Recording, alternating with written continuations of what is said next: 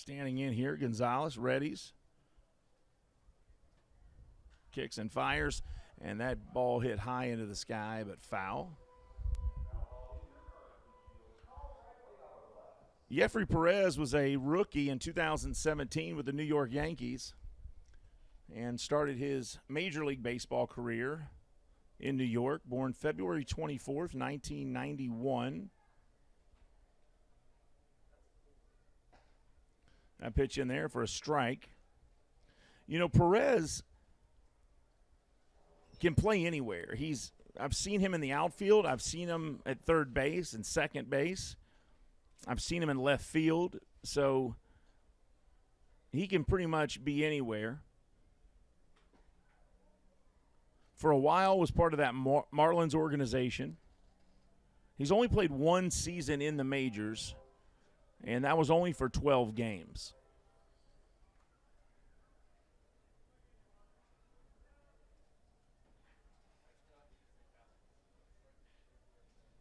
Runner goes. Throw by Jorgen. Did they get him? They got him. Great throw by Pete Jorgen. And that is out number one of the inning.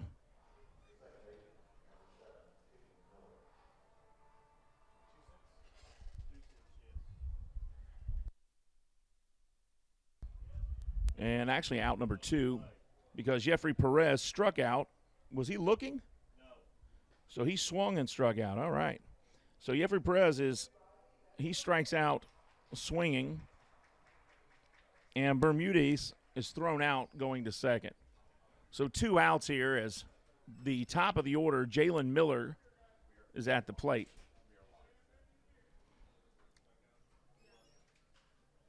That ball hit high into the sky, right field going back. Thomas Dillard calling for it in fair territory and makes the catch. So, folks, if you're just joining us, and my guess is you have just joined us as we are now live, I'm being told. It is a 1-0 game here in Lexington. Dirty Birds get on the board here in the top of the second as Diego Goris had a leadoff double to start the second and then was able to get to third on a wild pitch. After he made it to third, Jose Bermudez hit a single to center. Diego Goris scored. Then Jose Bermudez was thrown out going to second by Pete Jorgen at the same time as Jeffrey Perez swung and missed a pitch on a strike three. So with the strikeout by Perez and the throw by Jorgen to get an attempted steal by Bermudez, that was out number two. You just saw Jalen Miller hit a pop out to the first baseman, and that is out number three. So we're headed to the bottom of the second. It's a 1-0 game. Dirty Birds in the lead, and Encarnacion will be up when we come back in the bottom of the second. A 1-2-3 bottom first as Huma, Geraldo, and Owings all hit the ball but were thrown out. Huma was thrown out going to first on a grounder, and then Geraldo flew out to left. Owings flew out to right, and Encarnacion comes up when we return in the bottom of the second. This is Counterclocks Baseball. I'm Steve Tressler. We'll be back right after this.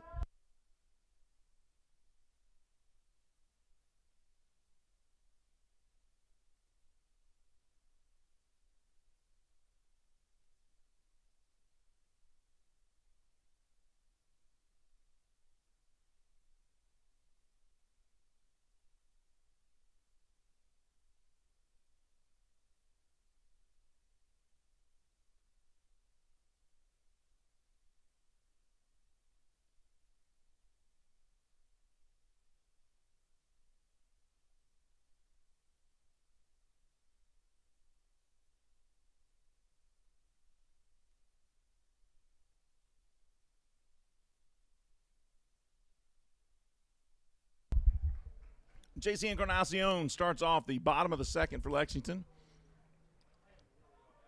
First pitch there. A little bit of a change-up from Jake Fisher, strike one. And Encarnacion hits this high into the sky. Roman is calling for it, but Goris grabs it. Diego Goris called off Roman and caught the pop-up by Encarnacion for out number one. Really strange statistic in Atlantic League baseball action. 129 times J.C. Encarnacion has been to the plate, and only one time has he actually been walked. Tell me that's not weird. We go from that to Thomas Dillard, who leads the team in being walked.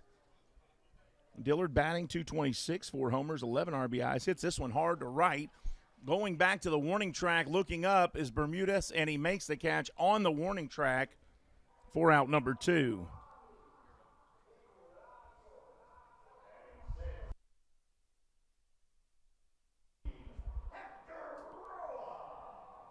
Hector Roa coming in. Clocks went down in order, 1, 2, 3 in the first, and have gone down so far in order here, 1, 2 in the second. That pitch by Fisher outside, ball 1. Hector Roa, one of the better batters on the team at the moment, batting .296. The two best hitters, arguably, on the team are out of the game for the counterclocks today. Ronnie Dawson is not playing. Ronnie's batting .292. Logan Brown is not playing. Both are on the disabled list, or at least Logan Brown is. Ronnie not playing as he's banged up from yesterday. But Logan's batting .294. Ronnie's batting .292. Double-digit homers between them. That ball hit to third, picked up, fired by Roman to first, and caught by Nash. 1, 2, 3 in the second. 3 up, 3 down, both innings for the counterclocks. And they trail 1-0 as we head to the third. This is Counterclock Baseball live on Flow Sports. Thanks for watching, everybody. We'll be right back.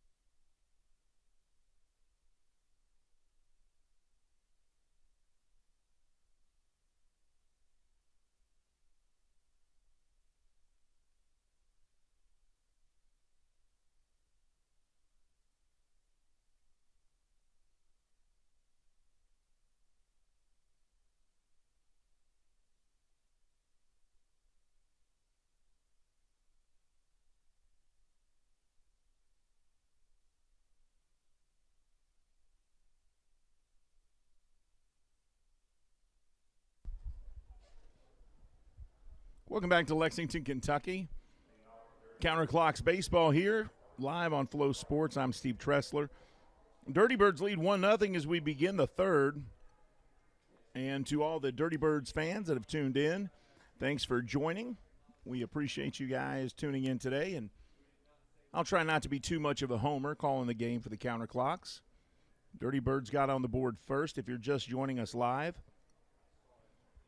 as Bermudez knocked in Goris, who doubled to left for their only run so far. Third inning here. That's Dwight Smith Jr. at the plate. That pitch there just misses. 1 ball, 1 strike.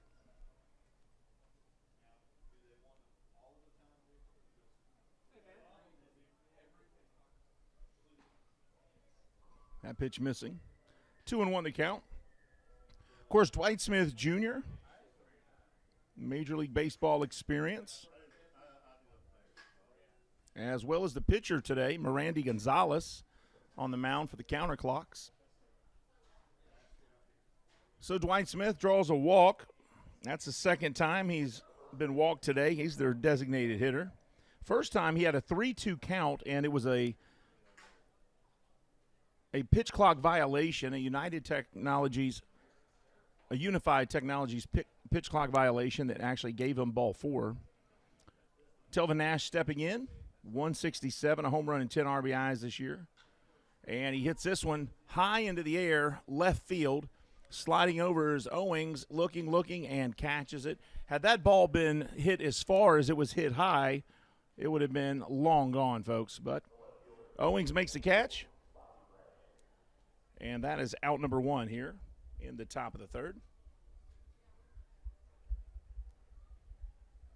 And now Bobby Bradley coming up. Bobby Bradley, another guy with Major League Baseball experience. I mean, they've got a good team here. I'll be honest with you. There's a lot of guys on this team that have played in the MLB. This one, a chopper to second, picked up by Broussard. He underhands it to Dillard, and that's out number 2. And Justin O'Connor will come up. O'Connor struck out swinging last time. He's the catcher for the Dirty Birds. 254 average. You can see in the background there, a home run, 3 RBIs, 708 OPS. Now, OPS, if you're wondering what that is, if you're a casual viewer, that's simply the on-base percentage plus the slugging average together. So literally just add those two numbers together. How much they get on base and the slugging, and there you go.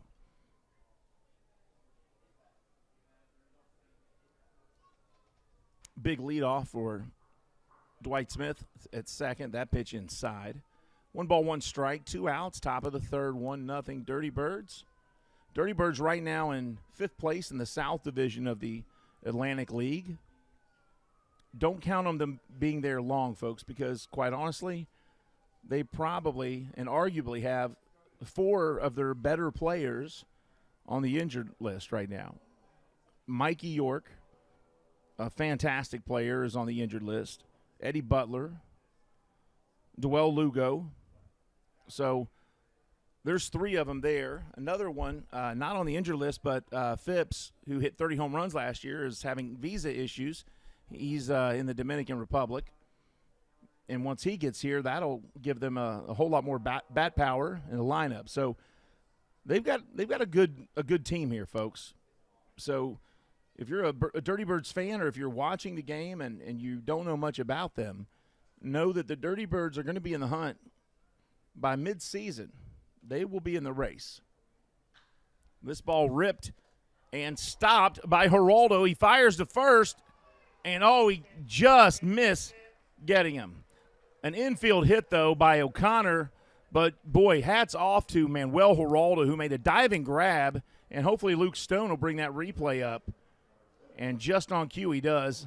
Here's the rip, and Geraldo lays out for it, on his feet, fires, and just missed getting O'Connor, who you got to be honest, he got down the line awful fast. Great job by him to leg that one out. And here's Luis Roman, who flew out to center his first time up. But that hit by O'Connor allowed Dwight Smith Jr. to make it to third. So runners at first and third now with 2 outs. As Luis Roman, who's batting .313, has a home run and 2 RBIs, is going to try to get them in. Swing and a miss there. 1 ball, 1 strike. Tonight is Dairy Alliance night because the month of June in just a couple days is Dairy Month. So we want to welcome the Dairy Alliance. Swing and a miss there. Strike 2. Did you know the average cow produces 7 to 9 gallons of milk a day? 1 cow produces 7 to 9 gallons of milk a day. That's a lot of milk. Did you know the average cow actually weighs more than a grizzly bear?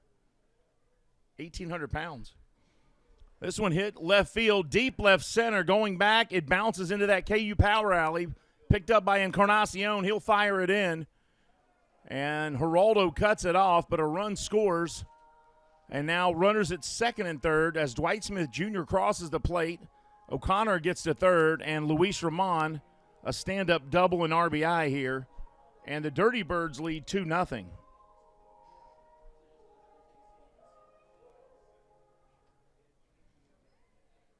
So the Lexington counterclocks better wake up because the Dirty Birds came to play.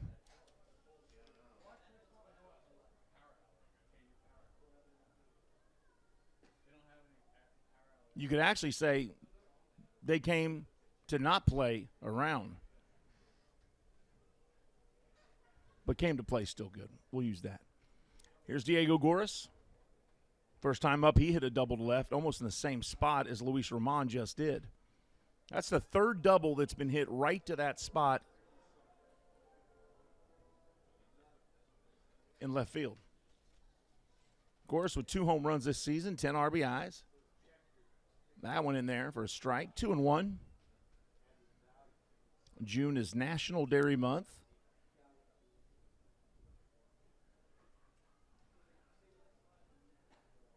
That one in there for a strike, 2-2. Here's a little-known fact, folks, and this is a fact. Look this up, and if you think I'm lying, milk hydrates you better than Gatorade or water. How about that? That ball smacked at the end of his bat. Broussard picks it up at second, though, and throws him out. Dillard makes the grab, and that'll end the inning. But Dirty Birds get another run, and they lead 2-0. We're headed to the bottom of the third. Are you going to look it up?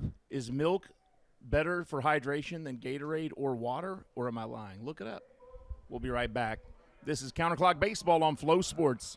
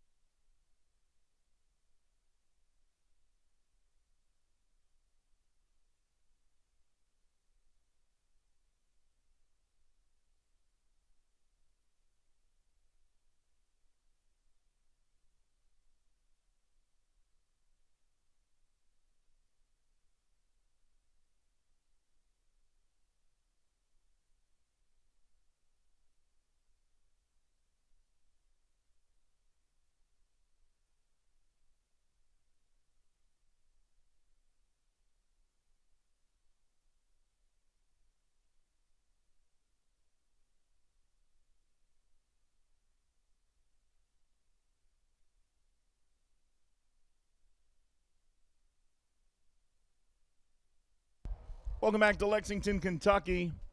It's a 2-0 Dirty Bird lead as we begin the bottom of the third inning. Jackson Valera, the designated hitter, coming to the plate for the first time tonight. And the first pitch he sees is in there for a strike. 72-mile-an-hour pitch that time. Looked like a changeup. Tell me what that was if you see that, Dave. That pitch on the outside just missed the corner there. 1 ball, 1 strike. That's Jake Fisher, the left-hander from Oklahoma. Ooh, that one hit Jackson Valera in the leg, so he'll take a base.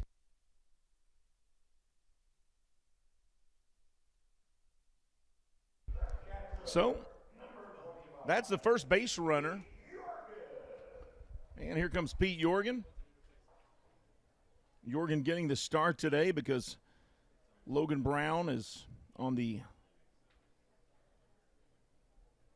injured list at the moment. That pitch is outside. Ball 1 to Jorgen. Jorgen, it's his third year here in Lexington. He played for the Legends for 2 seasons, and now he's part of the Counterclocks. One of the few guys that actually is still on this team here. And a little rip there, scooped up by the shortstop, and they turn it into a double play. Smart move by Goris. You see him just let that ball hit the ground first because he knew the base runner was waiting. Watch this. Goris waits and just says, I'm going to scoop this so I can make it a double play, and he did. But Jorgen hit that ball on the button. Jorgen is going to finally break through at some point because he hits the ball every time up, doesn't strike out. Eventually, somebody is not going to be where he hits the ball. So 2 up, 2 down. Broussard at the plate. And he hits a high chopper, bounces over second, picked up by Miller, fires to Nash, and he won't be able to get it. So that's going to be an error on the second baseman, Miller, as he throws to Telvin Nash, who made a good attempt stretching to get it, but it was out of his reach. And Brant Broussard ran past the bag and then actually leaped over a sprawling Telvin Nash who was laying on the field as he attempted to catch that. So 2 outs, runner on first for the Clocks, and the top of the order in Josue Huma at the plate. Huma batting .200. No home runs or RBIs. He just recently joined the team. First pitch there inside, ball 1.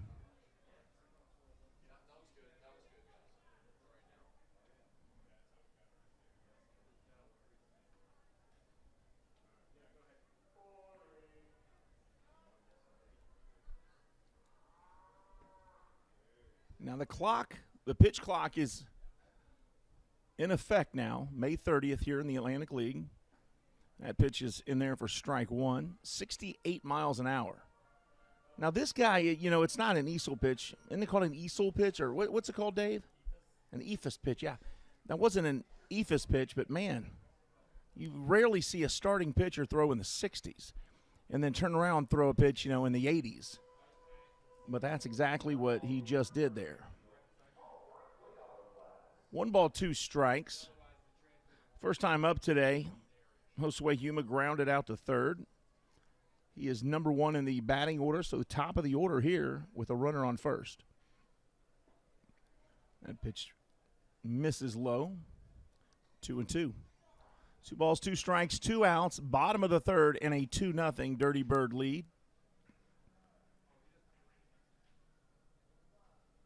Fisher kicks, fires inside, and the count full 3-2. The Dirty Birds are in town for a 3-game series, but they're only going to stay in Lexington one night because after tonight's game, they'll sleep and come back for 2 games tomorrow, and then they'll get back on the bus and head out of town. And a chopper here to short, picked up by Goris. He'll fire to Nash, and that'll end the inning. Counterclocks leave 1 stranded. We're headed to the 4th. Dirty Birds by 2. This is Counterclock Baseball, only on Flow Sports.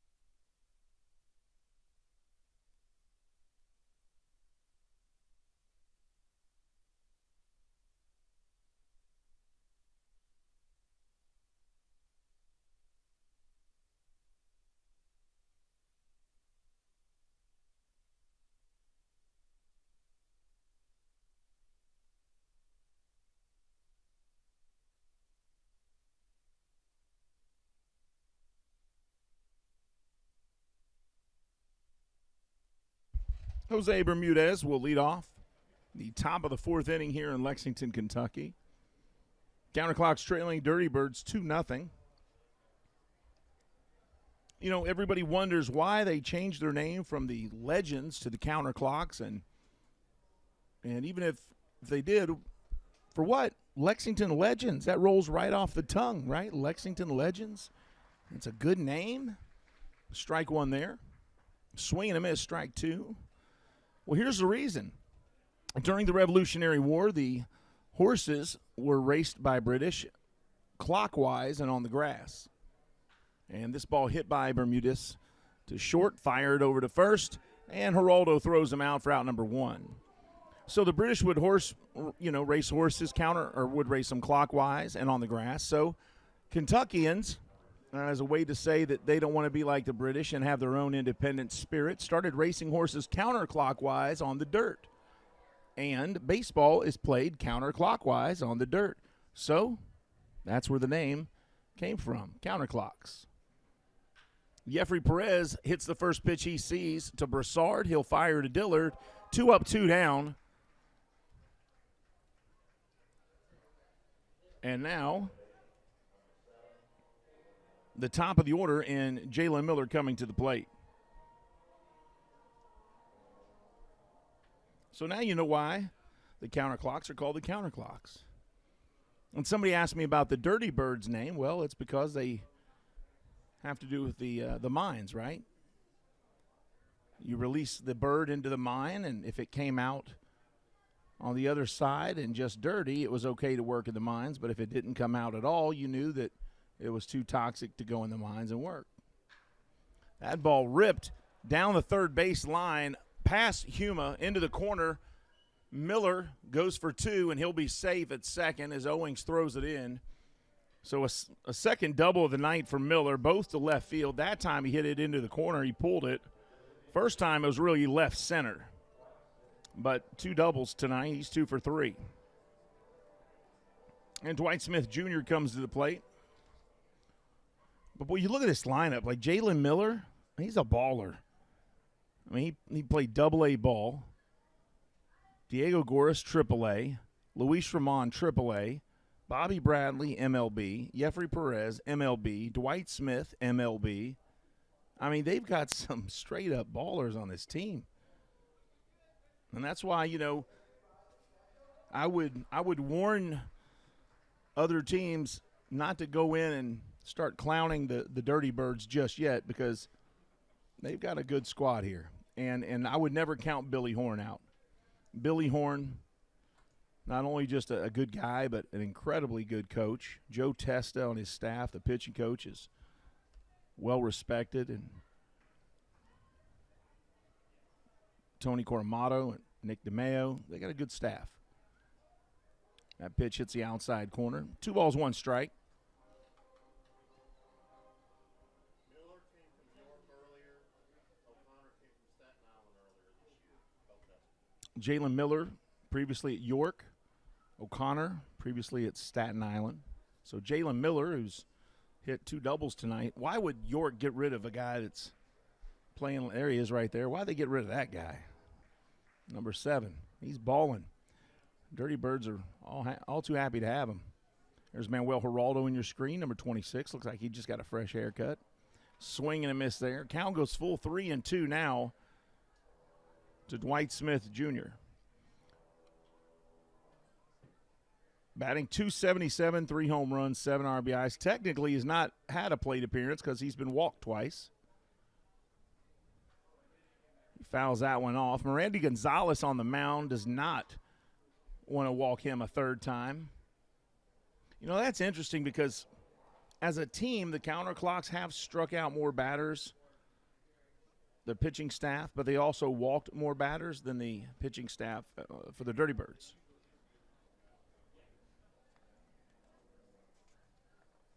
Randy readies himself, fires, and he will walk him again. The ball gets by Jorgen, and around the bases is Jalen Miller, and he will score from second on that pass ball to Jorgen. So the wild pitch gets away from Jorgen, but it looked as if Jalen Miller already had the steal sign. So he was going to third, and when he realized the ball had gotten past Jorgen, he continued on to home, and maybe we'll see a replay. Here we go. He was already stealing third. Now he gets by Jorgen. He hits third. He's coming across the plate. My goodness. He was in the dugout by the time Jorgen was ready to throw it to the plate. That's how fast Miller is. And it's a 3-0 Dirty Birds lead. Smith at first. This ball hit by Telvin Nash. Deep left field and caught by Connor Owings, and that'll end the inning. But they get another run. That's 3 innings in a row with 1 run at least for the Dirty Birds. They lead here in Lexington 3-0. We'll be back with more Counterclocks baseball right after this.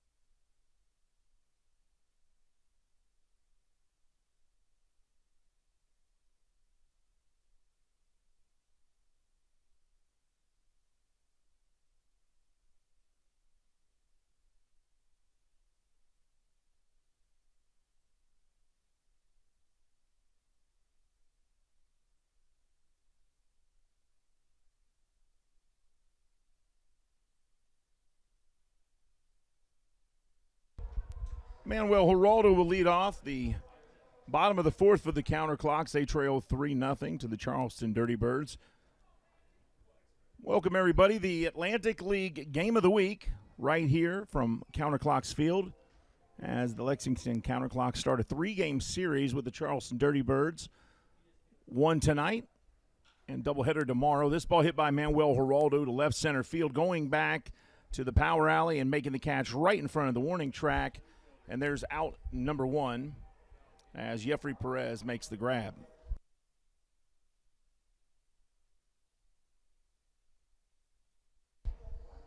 So 1 up, 1 down as Connor Owings comes to the plate.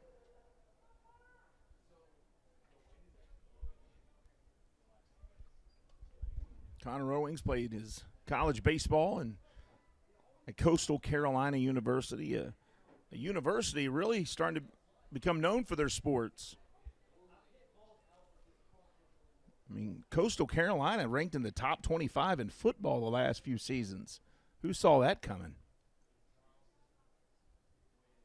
And you can bet, folks, when a team is in Myrtle Beach and you bring recruits to Myrtle Beach and take them around the beach and take them around that beautiful campus, that's a great selling point.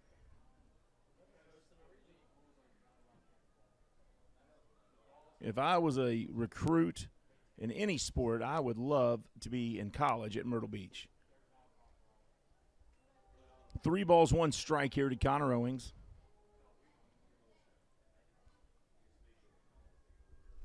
Jake Fisher fires, and that pitch right there, strike 2, 3-2. So far today, 3 runs on 6 hits for Charleston.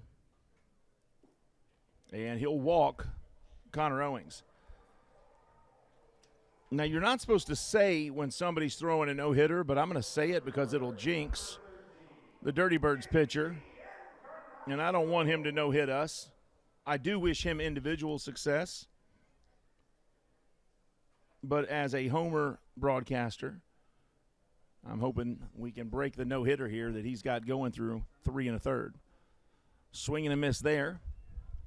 And not 3 1/3 so far, no hits. And here's JC Encarnacion with a runner at first. Hopefully, JC's very clutch. He can sense a moment. This ball hit deep center field, going back to the warning track. Gone! JC Encarnacion, home run number 3 and RBI number 15 and 16. I just got done saying he can sense when it's a moment because he is so clutch. And he breaks up a no-hitter with a 2-run blast to straightaway center, 409 feet. What a shot by JC Encarnacion. Watch the replay here. I mean, he hit that thing as solid as you could get. And that was well beyond the center field wall. And just like that, it's a 1-run game. Yeah. Alden, I'm telling you, man, JC is clutch. That guy, he comes through when they need a hit. 1 ball, 1 strike now to the first baseman, Thomas Dillard. Swing and a miss there. 1 ball, 2 strikes. Dillard with 4 home runs of his own this year, 11 RBIs. That one just missing. Hits the outside corner. As a team, the Clocks have stolen 37 bases.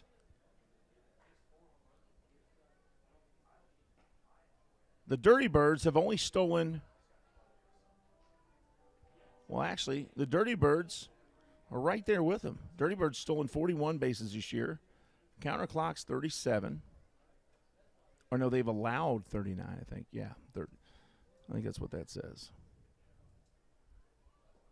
That pitch low. So Thomas Dillard draws a walk there, and Hector Roa will come to the plate.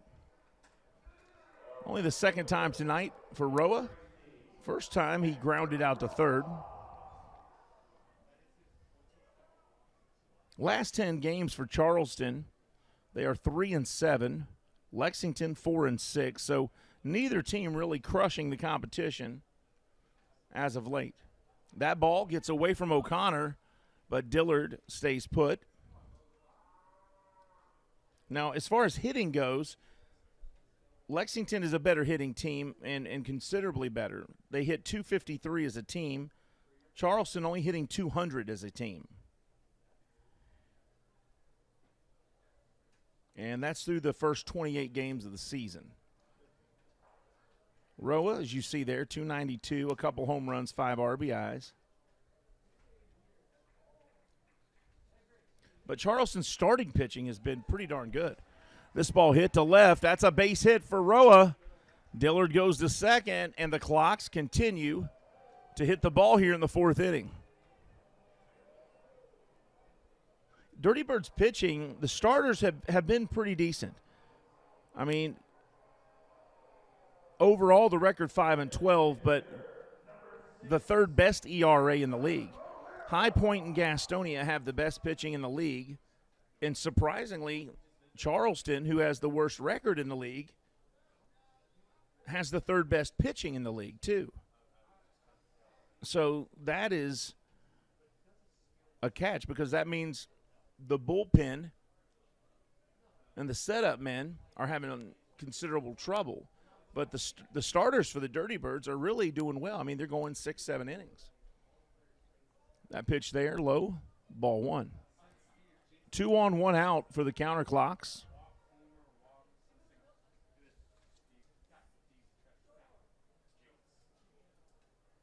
What's that? Yeah, my hex worked, didn't it? That's right. Walk, home run, walk, single, since I put the hex on him. But you know what? Like I said, I don't cheer against any of these guys. Every player out here, including Mr. Fisher on the mound, Jake, they're all chasing a dream. And I wish each one of them as much success as they are given. I want them to all do well.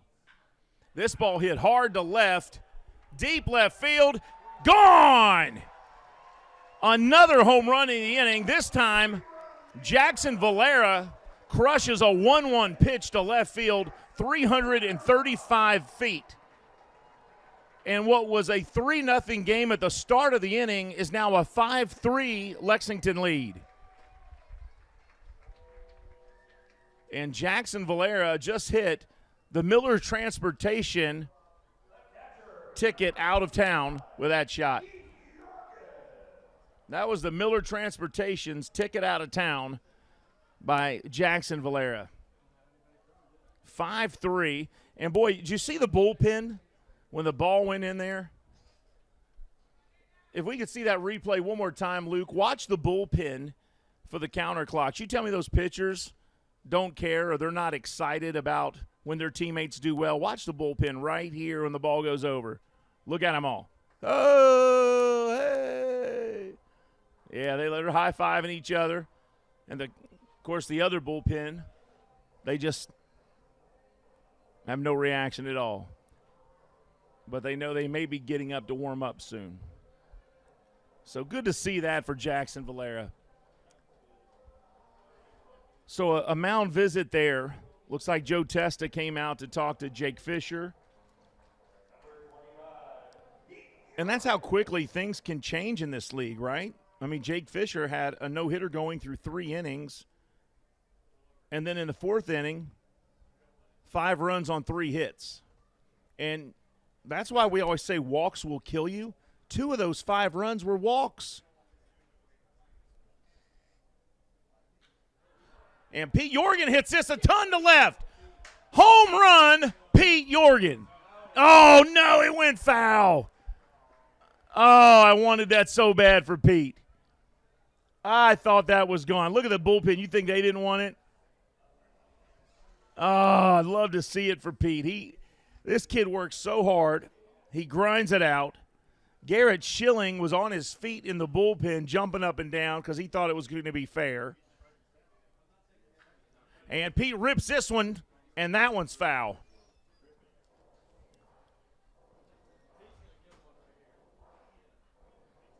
Come on. Baseball gods, give Pete Jorgen a break here. This kid works his tail off.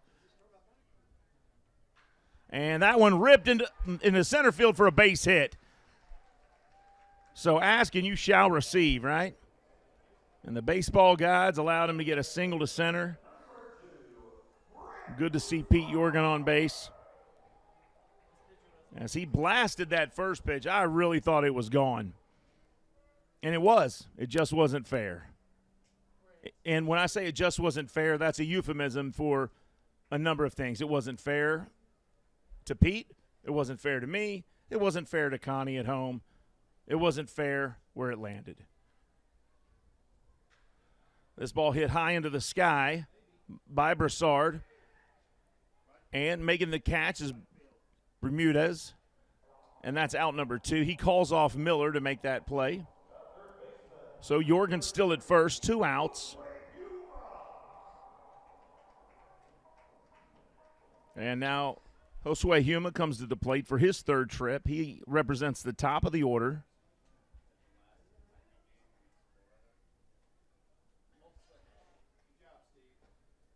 Inside, strike 1.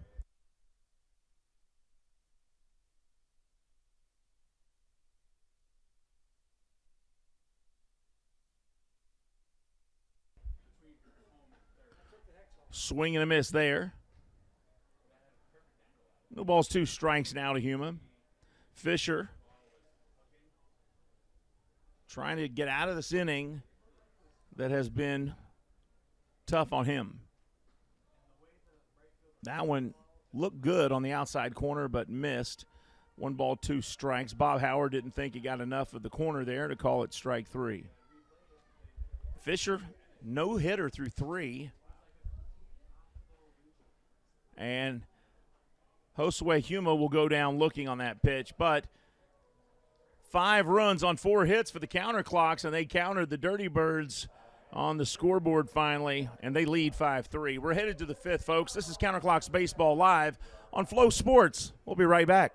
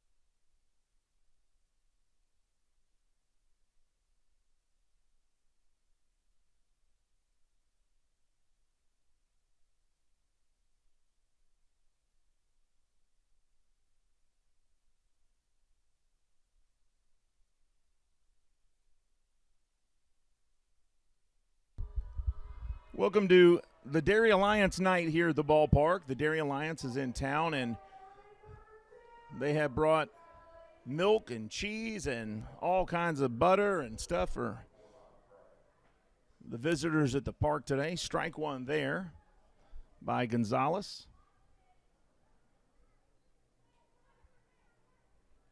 Bobby Bradley at the plate. 1 ball, 1 strike.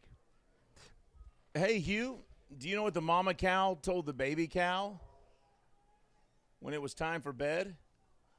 It's past your bedtime. That's right. It's past your bedtime. Sorry, hey, I got to tell dairy jokes tonight. No dad jokes. It's dairy night. That pitch outside. 2 balls, 2 strikes now.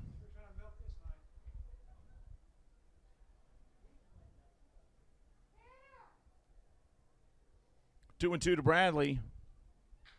He hits this one hard, deep right field, going back to the warning track, and making the catch is Encarnacion. So he gave that ball quite the ride on a 2-2 pitch, but Encarnacion makes the catch at the 375 sign for out number 1. Hugh, what happens to a cow that's born in Kentucky, lives most of its life in Indiana, but dies in Wisconsin? What do you call that? What do you call that cow? You call it dead, Hugh. It's dead. It died in Wisconsin.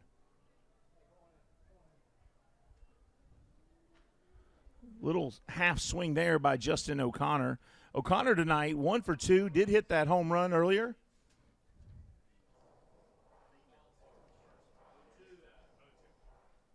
Oh and 2. Yeah, there we go. No balls, 2 strikes, 1 out. That ball gets away. Do you know where baby cows go for lunch? The cafeteria. Horrible joke, right? That ball ripped to Manuel Geraldo. He grabs it, fires to first, and Dillard makes the catch. What a play by Manuel Geraldo. This guy is doing fantastic playing shortstop tonight. Manuel Geraldo, 26-year-old, continues to improve at the shortstop position. So with 2 outs, top of the 5th, and the the Counterclock's leading 5-3. We're going to have Mitch Weinert, our sous chef, on here soon. So when we get to that third out, Chef, come on down here, and let's talk about what we got going on with the new menu. 2 balls, no strikes to Luis Roman. Swing and a miss there, 2-1.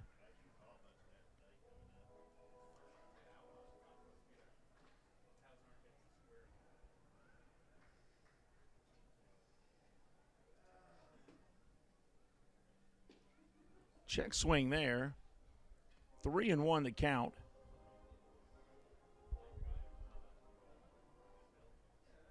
I want to thank all of you for joining us. And that one, strike 2. 3 balls, 2 strikes, 2 outs.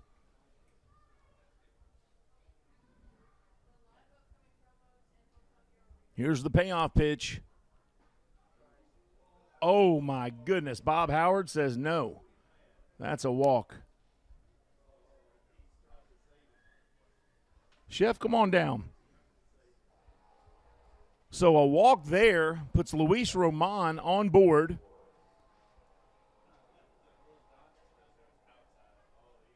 And Diego Goris comes to the plate with 2 outs, 1 on here in the 5th. So you guys had an event today. Tell us a little bit about what you did today at noon. I couldn't be here. I had to tell you how to do. I told you the other day I had to help somebody do some yard work and clean up around their pool for summer. They are not impressed that I'm an announcer. They still make me do manual labor, which is fine. And I missed it. But, my gosh, the sandwich you brought up, you see it's not here anymore. And I had absolutely no help with that sandwich, by the way. Tell us what did you bring up here that was so delicious with the cheddar and all that was on it, and then tell us what you did with the event today. Well, you've been beating it out of me for quite a few weeks now. We've been hinting at brisket, and I finally decided I was going to pull the trigger and let you in on the secret. Brought up our brand new in-house slow roasted brisket sandwich. It's going to be available. That was delicious. 2-1. It'll only be available down at the stables. What we did today was we did a big menu unveil for all of the Counterclocks front office. Brand new menu down at the stables. Swing and miss there, 2-2. And it's not like anything else you can get at the ballpark. Everywhere you go, you can always find a dog or a burger. But when's the last time you found loaded brisket nachos, a fried pork chop sandwich, the brisket sandwich that I brought up to you? This ball hit deep right field. Going back is Roa. He looks up, makes the catch, and ends the inning. And yeah, the brisket sandwich you brought up was amazing. 5-3 score. We're not going to break. We're going to keep it here to talk to Chef Weinert. He brought up a brisket sandwich that was unbelievable, had cheddar cheese on it, and just incredible. So talk more about that. So the house-made brisket, slow roasted. We put a lot of love into it, using great Kentucky quality beef. We just want to let that product shine. We are firm believers here of starting with a good product and you letting it do the work for you. It's just kind of been our secret here. That's what we're looking for, good, clean, quality products to deliver to you, the guests, and just enhance the environment here at the ballpark. We wanted to go a little something different, kind of give it kind of a backyard barbecue kind of feel to it. And so far it's been really well received. We're really excited to get this open and get this running. We're looking at the next homestand possibly towards the end of it. But it will be exclusive only things that I'm going to bring up between now and then until we get it open, kind of tease it.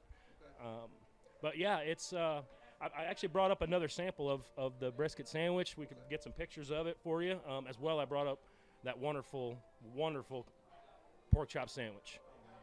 Yeah, that was so good. Well, what was the sauce on there, or the flavoring? What was that? That is a bourbon barbecue sauce. It is right now. We're working with a really good vendor to bring that in, but it's going to be something that we're looking to improve on. Kind of start doing more in-house from scratch things. You guys deserve the best, and that's what we want to deliver. Well, that was fantastic, Chef Weinert. So thank you so much for that. I'm so excited to see what you're going to have out there. I'm excited about Michael Watkins doing some games, so I can bring the family and come out here and eat some of the food that you guys have created. Anything you want to add? Again, like always, just come out and see us. Give us one more chance, and I promise you, I'm going to win you over. We've got new things always evolving out here. Just come out and make the trip. I promise it's worth it. And say hi to Mom. Hi, Mom. I miss you. I love you. And to all my Illinois people, trying to make you proud down here. Well, he's doing a great job. I can vouch for Mitch on that. So, Chef Weinert, thanks for coming up. We appreciate it.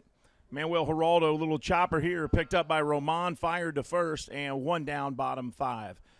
He's doing such a great job, and you can tell when he's down there and getting to work that he's serious about what he does, and he loves what he does. Chef Usher as well, who's part of that crew down there. Chef Usher, Chef Weinert, the 2 chefs we have here, their whole goal is to make sure that you love the food when you're here. And I describe this place to people now as a fine restaurant where they play baseball, because the food has been unbelievable. I told my wife about it, and she came. We live an hour away. She came to a game with our boys just to be able to taste some of the food, and I think we spent probably $100 in just food the day she was here. So, thanks again to Chef Weinert and Chef Usher, and please come on out and try some of the food they've created. It'll be well worth it. Thanks, guys. Appreciate it. Yeah. This ball hit here by Connor Owings. The second picked up and fired to first. Miller to Nash. And, boy, I wish we had the camera down here so I could show off these sandwiches.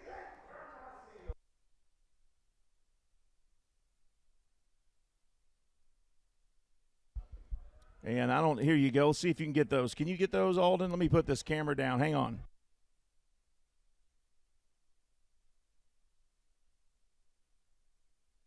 That is the brisket sandwich. I mean, this thing looks amazing. And I just feel bad for the guys up here that will not get to taste any of these sandwiches that I'm going to eat by myself. It's sad. JC Encarnacion, who got things going last inning at the plate. And he hits this one high into the sky, not the distance it had last time. Caught by Jalen Miller, the second baseman, and that'll end the inning. But they lead 5-3, and I apologize for talking about food that whole inning. But I tell you what, I'm not kidding, and I'm not doing it just to be nice to the chefs. They have really done amazing work down there. If you come to a game, you have to get some of their food. If the menu item reads well, I promise you it is delicious. We'll take a quick break. We'll come back. It's 5-3 clocks over the Dirty Birds right here on Flow Sports.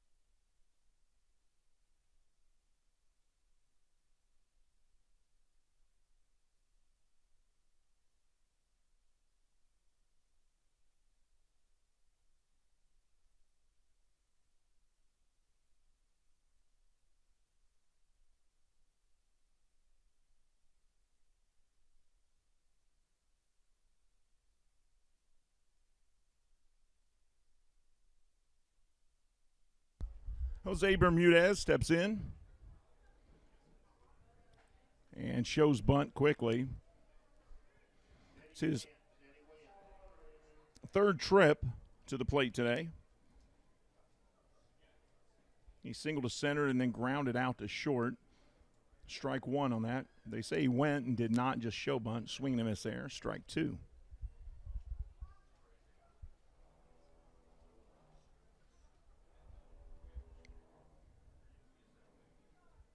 Gorgeous day for baseball in Lexington, Kentucky. 78 degrees.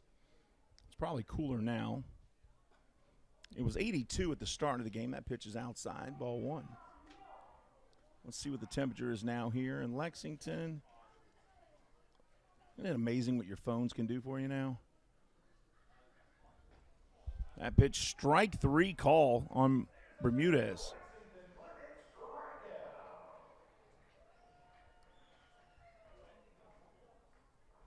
That's a fourth strikeout of the night for Gonzalez. Jeffrey Perez coming to the plate.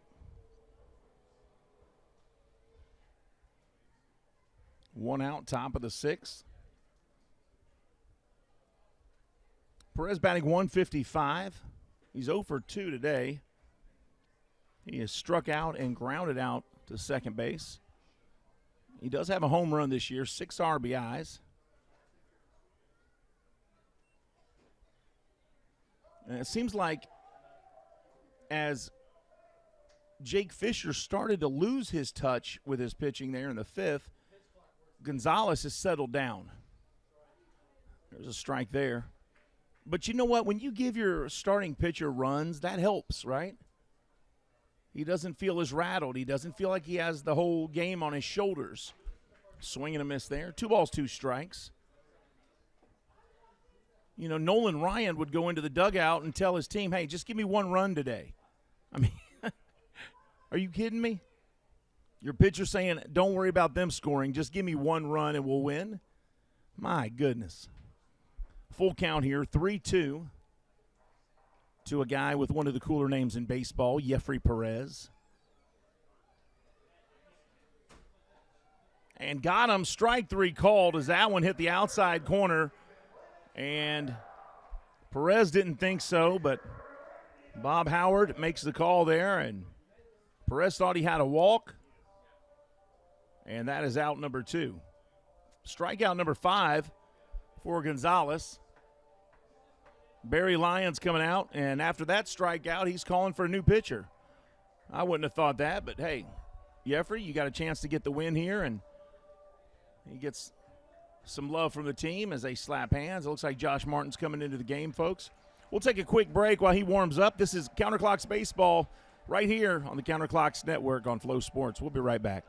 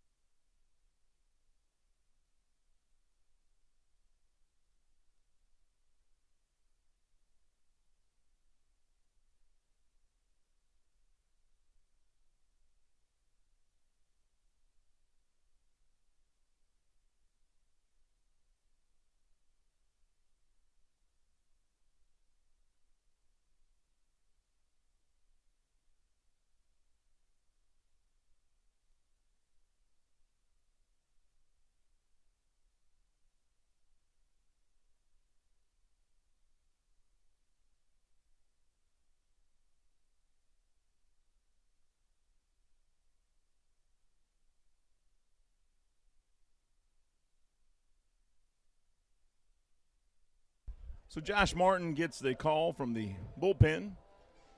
He'll come in for Mirandy Gonzalez, who pitched 5 2/3 innings. He threw 102 pitches in 5 2/3 innings, and 62 of those were strikes. Gave up 3 runs on 6 hits. And Josh Martin now, his first pitch goes over the head of the batter here. I believe that is Jalen Miller, the top of the order here.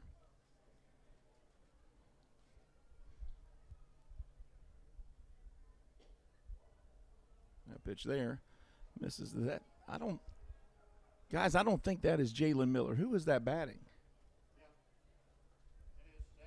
Okay. Didn't look like him for a second. That pitch is inside. 3-0 now to Miller. First pitch sailed over his head, and the next 2 miss. Josh Martin, 6'5", 250-pounder, played AAA ball, 33 years old. Miller, 164 average, no homers, 4 RBIs. That one in there for a strike. 89-mile-per-hour pitch that time. There's a good look at Barry Lyons, the manager of the Counterclocks. There's Coach Polanco to the left talking. Swing and a miss there, and now the count full 3-2 after Martin fell behind 3-0. Pitch there the same as the previous strike, 89 right down the middle. And he may come with the same thing here. Let's see. Here's the payoff pitch from Martin. He kicks, fires, and he does, and that one's fouled. But Miller stays alive.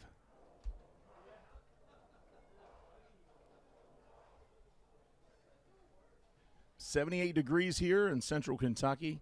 Slight breeze blowing from east to west." Here's the pitch from Martin, and upstairs, ball 4.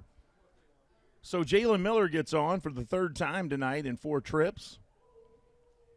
Of course, that's a first walk tonight for him. He flew out, had it popped up to the shortstop, but had 2 doubles as well. Coach Lyons there, part of that 1986 New York Mets team. He was the backup to Gary Carter, the all-star catcher. And what a team they had. Swing and a miss here by Dwight Smith Jr., strike 1. Keith Hernandez was on that team. Darryl Strawberry. In the bullpen, you had Jesse Orozco, Dwight Gooden, one of the better pitchers ever in baseball, especially for that time that he was in. This one, hard grounder to Dillard. He'll grab it, touch the bag, and that will end the inning. We're headed to the bottom of the 6th. Counterclocks 5, Dirty Birds 3. We'll be back to Lexington right after this on Flow Sports.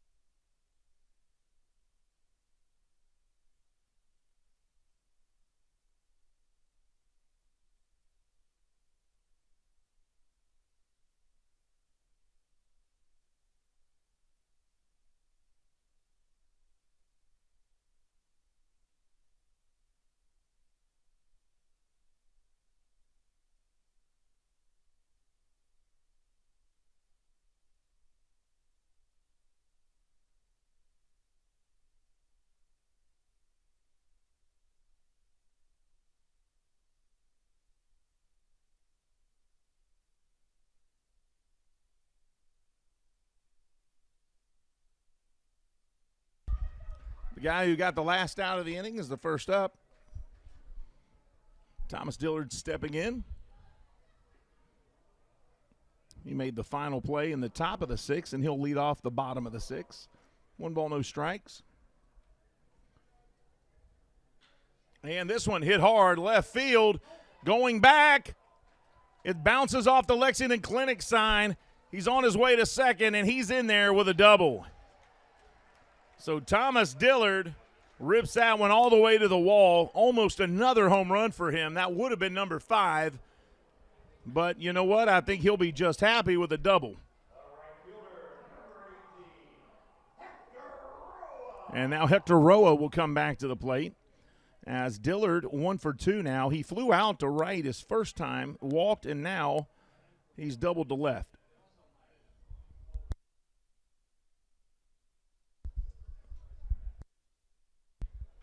Roa hits this one to left. At the warning track, off the wall. Dillard coming around to score. The throw coming home. It's going to be way off the mark. Dillard scores easy, and Roa is standing up at second, clapping his hands. It's a 6-3 Lexington lead. Nobody out, bottom 6.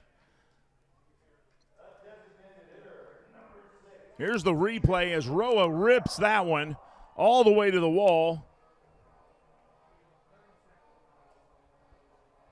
And the Jackson Valera coming to the plate. So back-to-back doubles. And that brings in a run. And here's Jackson Valera, who was hit by a pitch, and then the next time up hit a home run. That pitch there by Fisher outside, ball 1.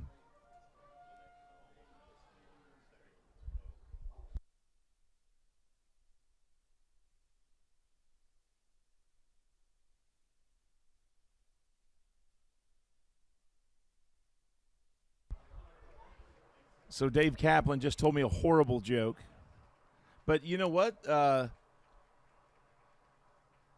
I got a friend of mine who was telling me that those are about $40-$45 each, and we're talking about the rolls of hay you see.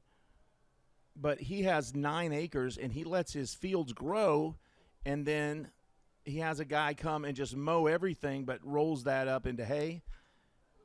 And so the guy ends up paying him for mowing the yard. How about that? This ball hit to straightaway center, caught by Perez. Roa will tag up, make his way to third. The throw not on the mark, and Roa gets there just fine. So 1 out.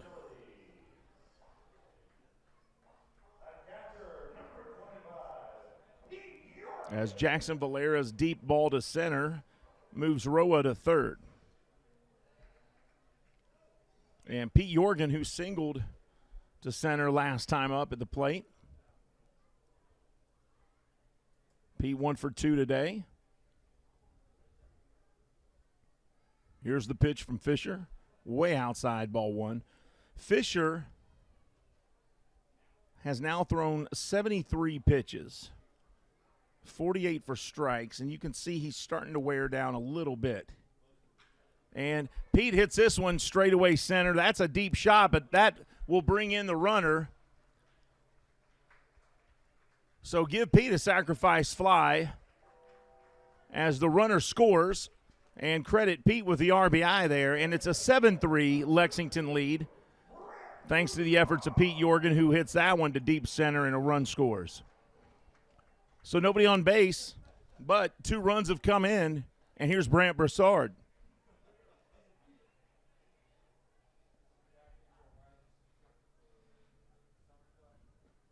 That pitch there, strike 1, 82 miles per hour down the middle. You know, Brant Broussard started the very first series of this season, and I thought we were looking at a guy who was going to be one of the stars of the team because he was just on fire. And he still may be. This is a grounder picked up by Roman, throws to first, and they get him. But between then and now, there's something that's just missing from his game that was there, and I'm not sure what it was. But I hope he gets it back because I think he's a quality young player that's got a tremendous upside. They get 2 runs here in the bottom of the 6th. Folks, we're headed to the 7th. Counterclock 7, Dirty Birds 3. We'll be back with more Counterclocks baseball live right here on Flow Sports. Game of the week here in the Atlantic League, only on Flow Sports. We'll be right back, everybody.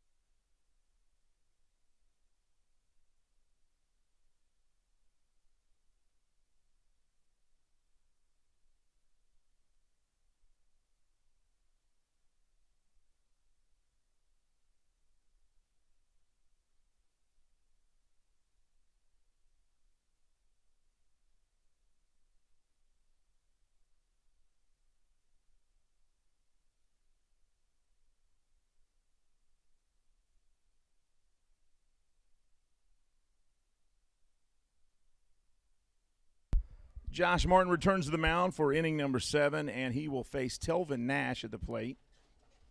7-3 Counterclocks lead here in Lexington. And thanks for joining us, everybody. This is the Atlantic League's Game of the Week on Flow Sports, and we would like to welcome all the Dirty Bird fans as well as the Counterclock fans for joining us tonight. It's been an exciting game so far, and we hope you'll stay with us for the conclusion. 2 balls, no strikes. Josh Martin on the mound. Martin, 6'5", 250, 33-year-old, played AAA ball at his highest level. And Telvin Nash hits this ball up the middle for a base hit. Nash, one of these guys who has a knack for hitting in clutch situations. He's from Griffin, Georgia. And they needed a base hit, and he just came through. Here's Bobby Bradley. He flew out to right last time up. Batting .266.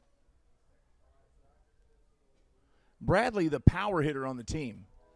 11 home runs already this season. Now, it says 11 home runs and 2 RBIs, which cannot be true. Because if he has 11 home runs, he's at least got 11 RBIs for himself. Swing there and fouled off. So we'll try to find the actual RBI total. Oh, here we go. Now it's corrected. 11 home runs, 25 RBIs. And this one hit pretty deep, but not going to be out, I don't think. It's off the wall. That'll send Nash around. Bradley will have a stand-up double. And you can see right there, though, the power that Bobby Bradley has as he takes that one to the wall. Bobby Bradley, you know, let's not forget, he also played in the major league, in the major league level.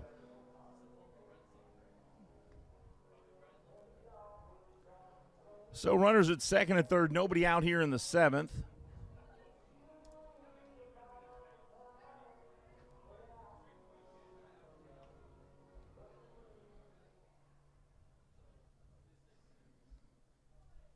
And stepping up to the plate here is Justin O'Connor. He grounded out to short last time up. First pitch there. Oh, I thought that was a strike for sure. My goodness. Tells you what I know. Ball 1.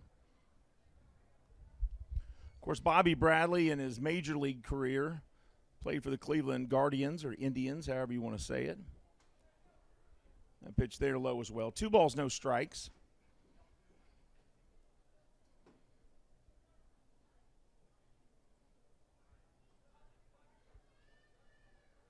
Dirty Birds starting pitchers have been really good this year. Forget what the record says. The starting pitchers for the Dirty Birds are the 3rd best starting pitching staff in the league. So that core group of starters is the 3rd best group in the league right now as far, as statistics go. Number-wise, they're good.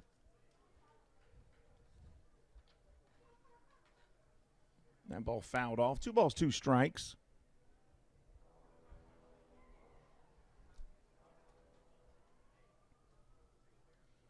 Nash at third, Bradley at second. Nobody out. Top of the 7th. Counter clocks trailed 3-0 going into the 4th. They put a 5 spot up, took the lead 5-3, then 2 more in the 6th. But the Dirty Birds are answering as O'Connor blasts a single to center, 1 run scores, and they'll hold Bradley up at third, but O'Connor's at first, now runners at the corners, and it's a 7-4 game as the Dirty Birds, with nobody out, have scored a run and have 2 on. And Luis Ramon coming to the plate. And that's been the story of their season so far. I mean, this team, Luis Ramon played AAA ball. This team, when you look at their record, right? Martin on his way out of the game. When you look at their record, Charleston is 7 wins, 19 losses on the season. But let me tell you something. They are losing games by 1 run or 2 runs. That's it. And they've got a lot of guys on the injured list, right? Mikey York isn't playing. Eddie Butler isn't playing. DeWall Lugo isn't playing. Their home run hitter, Phipps. There's an issue with his visa right now. He's stuck in the Dominican Republic. When they get all those guys back and a few more other players that are normally in that lineup, look out. Charleston is going to have a squad, buddy. They do have a squad. And they're going to be even better when those guys all come back and join the lineup.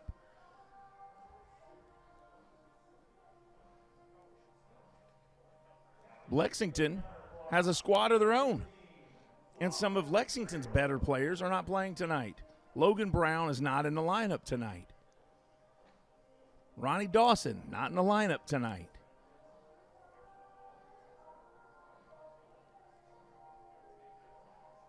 Several other players not on the active list. So, injuries for both teams and then, other issues will prevent a great team from being great, right? It'll make them average. It'll make them fair. But when a team is healthy and all the players are ready to go and they're on the roster and they're strong, they're healthy, they're present, right? You got to be present. Then they usually play really well.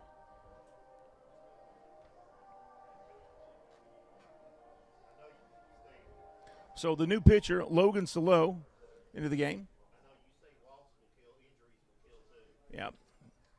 Hugh Davis is right. He's, we always say walks will kill. Well, so will injuries. Injuries can kill a season. Logan Salo in the game. He'll face Luis Ramon. First pitch there, strike 1. Runners on the corners, nobody out. And the potential tying run for the Dirty Birds standing at the plate facing Logan Salo. He fouls that off. Salo is one of the more accurate pitchers. Throws a lot of strikes. One of my favorite guys to watch on the mound because he's a lefty and I'm a lefty. Ooh, man, that looked good. 90 miles an hour right down the middle. I guess it was a little high. 1 ball, 2 strikes. Big lead for Bradley there at third. Here's the 1-2 from Salo. And that one misses as well. Thought it got the outside corner. 2 balls, 2 strikes. Lights are on here at the ballpark now, even though the sun is still out. It's setting. 2 balls, 2 strikes, 2 on. Top of the 7th, and a 7-4 counterclocks lead. This is a chopper to Dillard. He grabs it and tries to look at second, maybe turn 2, but doesn't have time, so he taps the bag for the sure out. Bradley scores, though. O'Connor makes it to second with no throw, but Roman is out. And not 2 outs, 1 out, excuse me. So it's a 7-5 game, and now runners at second and third with 1 out. And the potential go-ahead run for the Dirty Birds is stepping to the plate in Diego Goris.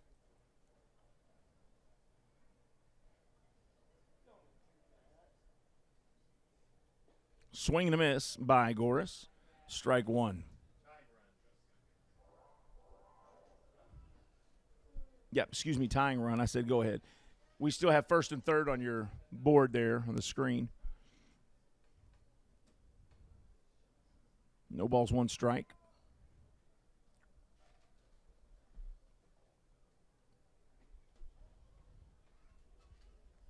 There we go. Now we got a runner at second only. That's what I wanted to see. I'm a C student. You can't confuse me with different stuff on there. 229 average on the season. No home runs. Excuse me, 2 home runs, 4 doubles on the season. Salo checks the runner, fires. Ball popped up into the air. Dillard looking at it, running into foul territory, and he will not have room. He'll run out of room there as that bounces just behind the second row of seats and the lower level of the section there, 104. Nice crowd here tonight. Came for 3-2-1 night. That means $3 beers or Pepsis, $2 hot dogs, $1 chips. That's a $6 meal at the ballpark. That's not bad.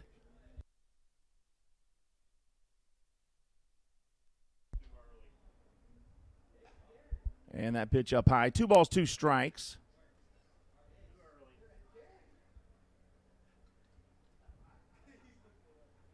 Dairy night, thanks to the Dairy Alliance for being here tonight. Salo kicks, fires. And this ball hit to right, running and trying to make the leaping grab as Roa. It goes over his head. The runner, O'Connor, will score from second, and it's a 7-6 game. As the Dirty Birds have now put up 3 runs here, thanks to the double by Diego Goris. He's the tying run, and the go-ahead run is coming to the plate, and Jose Bermudez. There's the replay, it bounces off. Roa fires it in, but it's too late because the runner scores. So now it's 7-6, and we've got a close ball game, folks. I try to tell people the Dirty Birds are no joke. I don't care what the record says. These guys have got a team. And as the season goes on, if they stay healthy, and they're not healthy right now, if they stay healthy, they're going to be scary.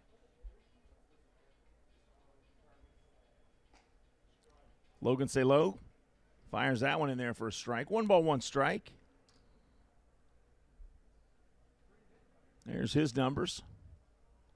11 strikeouts, 12 walks, 10 innings, 15 hits, 10 runs. That pitch is in there for a strike. 1 ball, 2 strikes. 90-mile-an-hour pitch that time, fastball.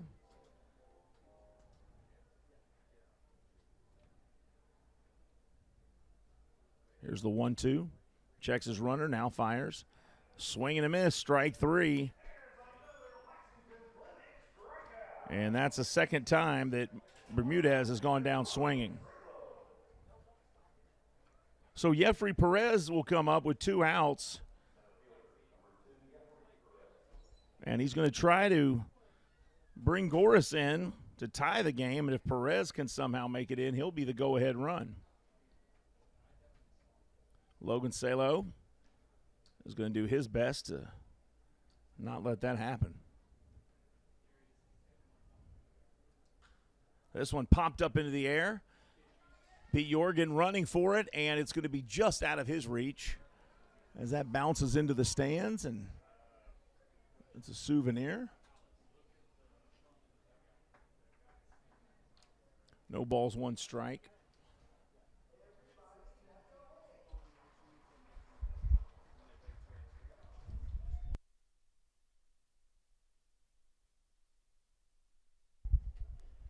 Here's the pitch from Salo. This one hit up into the sky foul, and it's going to be no balls, two strikes.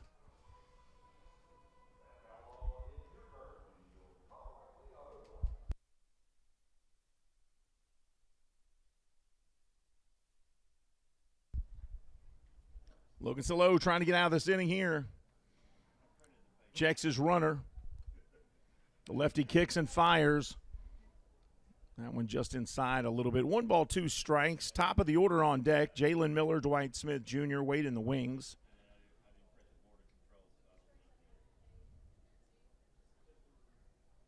One and two. Here's the pitch. Check swing there. Did he go? Marvin King says no, sir, he did not after Jorgen asked for the appeal. 2 balls, 2 strikes, 2 outs. Top of the 7th.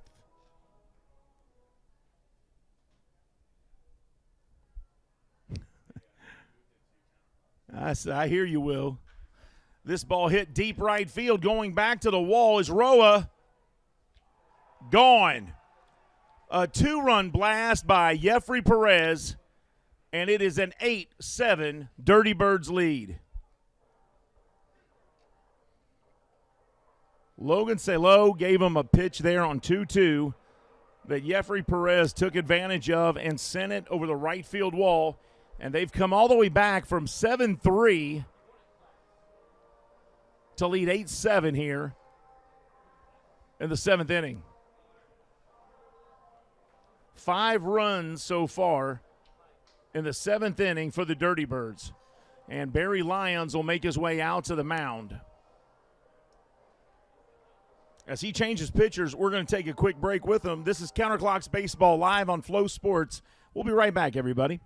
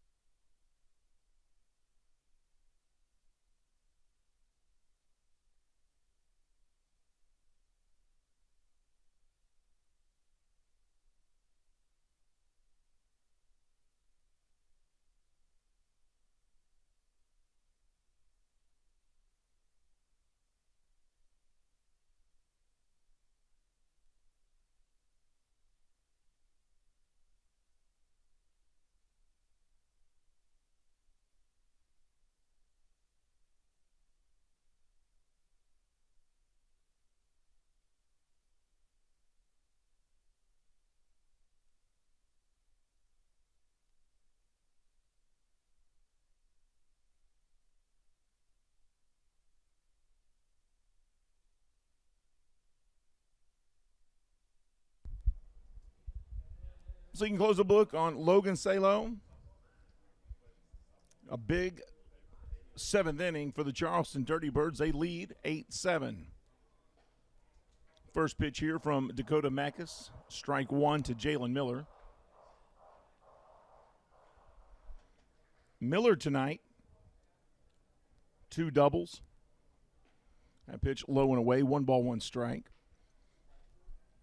Will Painter I see you, buddy. He just sent me a message. The Dirty Birds aren't messing around. I know. I've been saying it all night, man. Swing and a miss there by Jalen Miller. I've been saying all night, Will, Dirty Birds have got a great baseball team. When they get healthy, Billy Horn will have them on a run. I promise. This one hit high into the sky. Jalen Miller's foul is being called out by Jorgen. He makes the catch, and that will end the inning. But the Dirty Birds came charging back and have taken the lead here in the top of the seventh, 8-7. It's time for the seventh inning stretch. Do it with us, folks, and let's see if we can get the counterclocks back on track here as they trail by 1. This is Counterclocks Baseball live, only here on Flow Sports.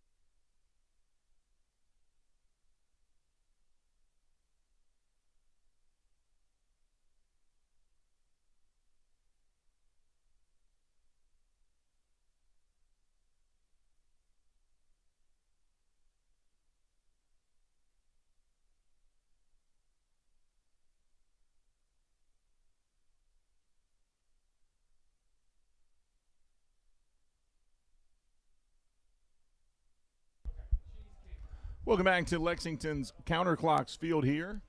And the home team, the Counterclocks, trail 8-7 as we begin the bottom of the seventh. Josue Huma at the plate, and he'll be facing a new pitcher on the bump for the Dirty Birds. And strike one to Huma. That pitcher there is Austin Henrik, a product of his own state there, West Virginia. That one outside. 1 ball, 1 strike. Congratulations to the Atlantic League DJ of the Year, which was a tie. Chris Bryant from the Counterclocks and Will Painter from the Dirty Birds both got the championship prize, so good job. And we're proud of you, Will. Good job. And Abby Mikulek. Abby Mikulek, you down there? Yeah, there she is. She is our assistant DJ of the year. Congratulations. 2 balls, 1 strike here to Huma. Henrik, long pause, winds, fires, and misses on the outside. 3 balls, 1 strike. Manuel Geraldo on deck, followed by Connor Owings. Top of the order here for the Clocks, 1, 2, 3. Josue Huma is your leadoff hitter right there at the plate. 3-1, that one's low and inside, ball 4. So the Clocks in the bottom of the seventh get the first batter on board, and that brings Manuel Geraldo to the plate.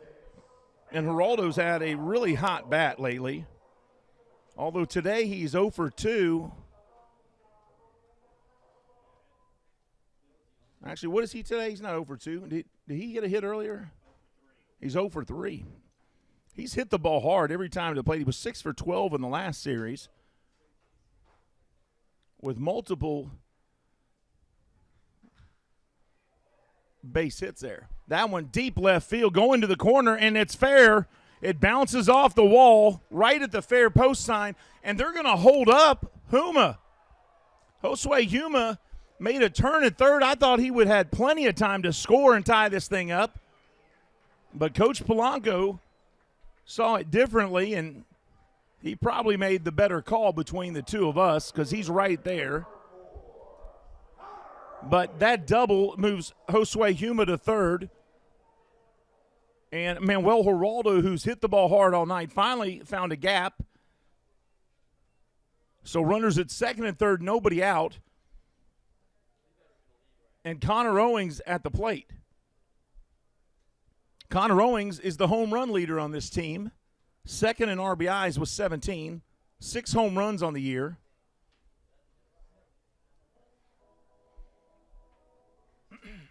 His first time up tonight, he hit a ball to deep right field that was caught.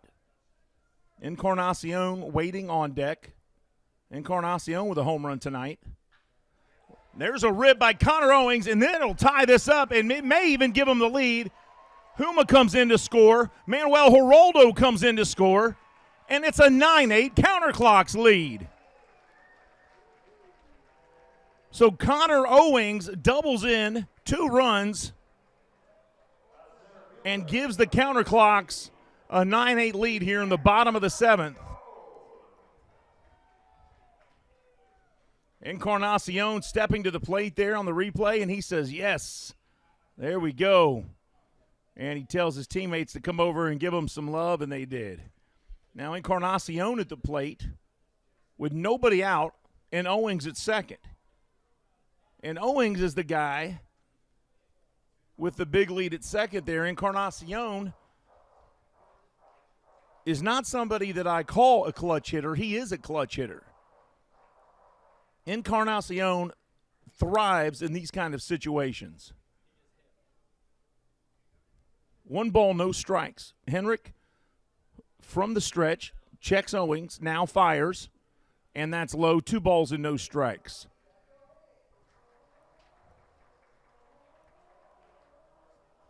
Now, I don't know what Henrik is feeling, but I would guess he's a little rattled here. He gave up back-to-back doubles, and the lead now is switched with him on the mound. This one chopped away foul. Coach Polanco with a nice grab there. You can see why Coach Polanco played 13 years for the York Revolution.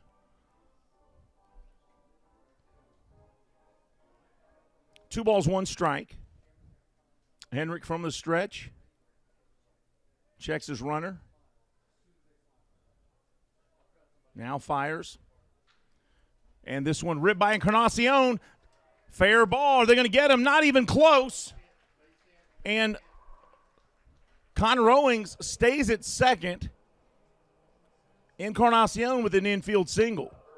And now runners at first and second. Nobody out. Bottom 7. And the counterclocks came into the inning trailing by 1. And that's enough as Billy Horn walks out to the mound. Or that could be Joe Testa.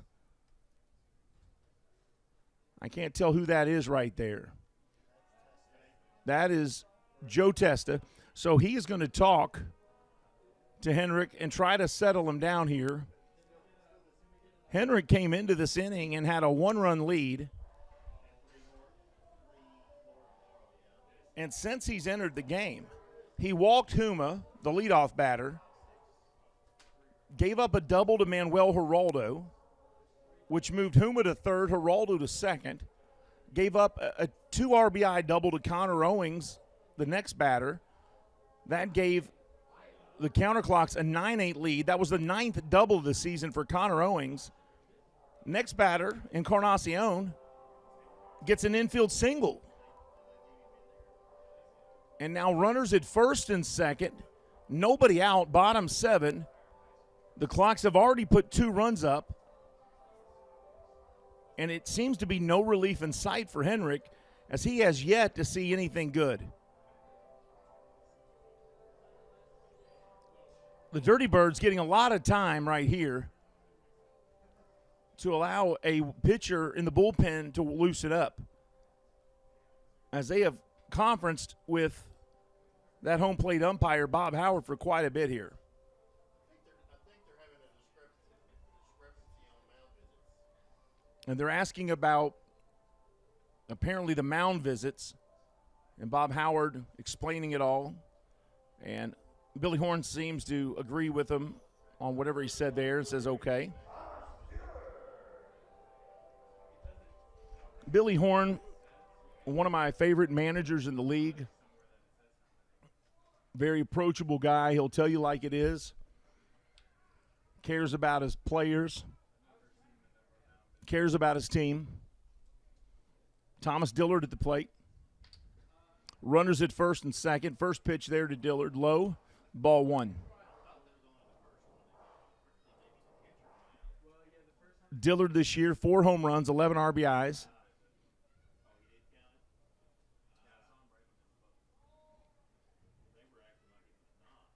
Fouls this one back. 1 ball, 1 strike. When the game's over tonight, both of these teams are going to hit it early because they got to be back here early tomorrow morning. They'll be loosening up around 10 a.m. out here because the doubleheader tomorrow with the Charleston Dirty Birds, first pitch is 12:05. Chopper by Dillard goes foul. 1 ball, 2 strikes. And after that doubleheader's over tomorrow, they jump in the bus and head to Gastonia, North Carolina. And the Kentucky High School Athletic Association will have their state baseball tournament right here on June 1st, 2nd, and 3rd. You can go to counterclocks.com and get your tickets for that. That is the Clark's Pump and Shop State of Kentucky Baseball Tournament, high school edition. Deep fly ball left field for Dillard. Gone! Thomas Dillard hit an absolute monster shot to left field. And in the bottom of the 7th, they tell the Dirty Birds, anything you can do, I can do better, and put up 5 runs of their own. What a blast by TD. Here's the replay, and he hit that, and everybody already knew. The left fielder just said, well, I don't have a chance. It bounces once and into the railroad tracks. My goodness, what a shot by Dillard. And it's a 12-8 Counterclocks lead. New pitcher coming in. We're going to catch our breath and take a break. We'll be right back with more Counterclocks baseball live on Flow Sports right after this.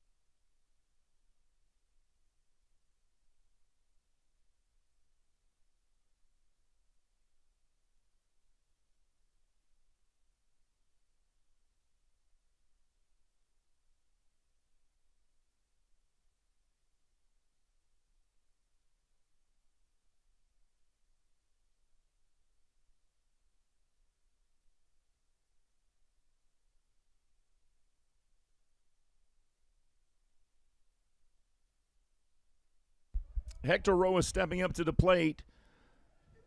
New pitcher for the Dirty Birds has come in. First pitch there, missing ball one. That is Ryan Clark, 6'3", 225. Played AAA ball out of Johnson City, New York. Hector Roa hit a home run tonight. Actually, yeah, that's right, he did. Did Hector hit a home run tonight, or am I imagining? I thought, no, he had a double, didn't he? Single and a double. Yeah, single and double. Both the left. Swing and a miss there. 1 ball, 2 strikes. Gets the left out third. Jackson Valera on deck. Pete Jorgen in the hole. No outs here. Bottom 7, nobody on after Thomas Dillard's 3-run blast just a moment ago. And Roa will strike out. So there's out number 1 as Ryan Clark strikes out Hector Roa. And Jackson Valera will come up. Now, Valera has had a home run tonight. Maybe that's who I was thinking of. 1 for 2 and hit by pitch. First time up tonight, he got hit by a pitch. Next time up, he hit a home run. Then he flew out to center. And the first pitch here from Clark to him is a strike. You're watching the Atlantic League Game of the Week only on Flow Sports from right here in Lexington, Kentucky. The Counterclocks hosting the Charleston Dirty Birds. Check swing there. Twitter post by Flow Sports said this is the Atlantic League Game of the Week, so I'm going to go with it.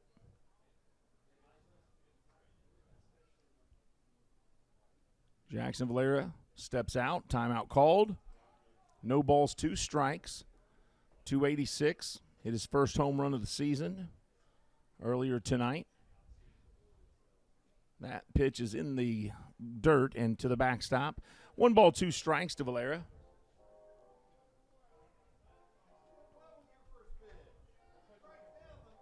And for a guy whose initials are JV, he has played varsity ball tonight.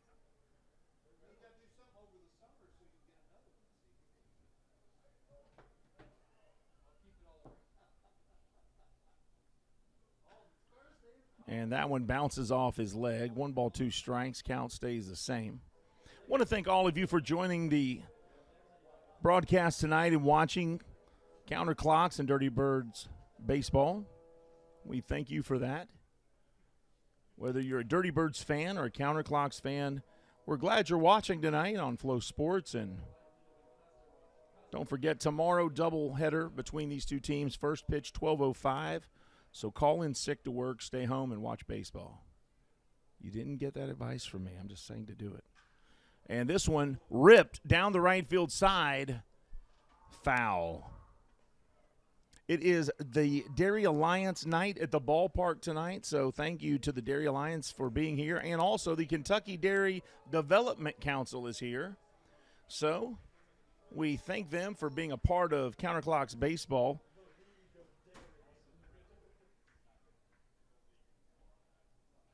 You know when you can tell if a cow isn't feeling good? They get moody. That one fouled off. 1 ball, 2 strikes still. Valera sticking and hanging in there. Hanging around. As one of my favorite movie characters would say. Who was it John Malkovich played that? What was his name in that movie? Teddy KGB, hanging around. Always hanging around. Kid's got alligator blood. On the movie Rounders. Swing and a miss there. Valera goes down swinging. So back-to-back strikeouts for Ryan Clark is now 2 outs.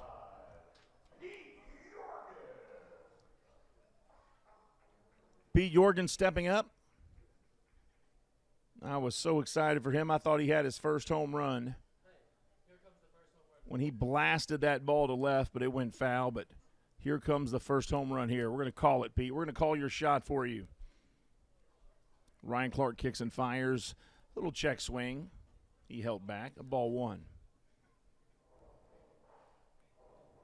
It's really hard not to cheer for a guy like Pete Jorgen. Even the DJ and for the Charleston Dirty Birds cheers for Pete Yorgan. He's told me this himself personally. That pitch there in for a strike, 1 ball, 1 strike. And here's why. Pete Yorgan is probably one of the nicest guys in the Atlantic League, number 1. Number 2, he hustles. Number 3, he doesn't talk smack, whether he's doing good or your team is doing bad. Fouls this one off. And number 4, he's a good teammate. And number 5, he's great. Not good, he's great with the fans. Today, Pete was signing autographs for kids before the game when nobody else was around. Nobody asked him to do that. He just knows that that's important to the youngsters to get an autograph. And Pete fouls this one off as well.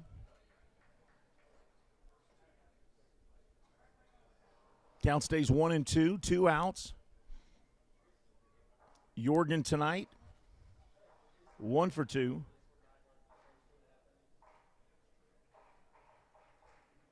Single to center, grounded out, then hit a sacrifice fly that brought in an RBI. Here's the 1-2.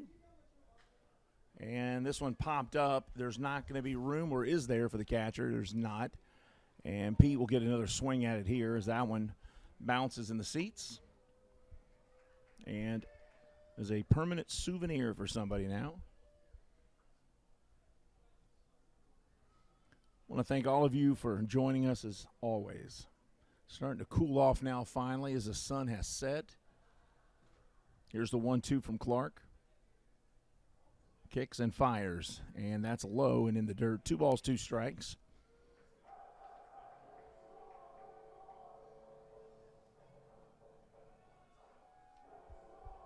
Beers were $3 tonight. It was 3-2 one night here at Counterclocks Field. But the Kentucky Office of Highway Safety would like to remind you, drive sober or get pulled over. It's not worth it. This one fouled off. That's the 4th straight foul ball by Pete Yorgan. Actually, 4 out of the last 5 pitches he's fouled off. What are we on, pitch number 8 here? Pitch number 8 of this at bat.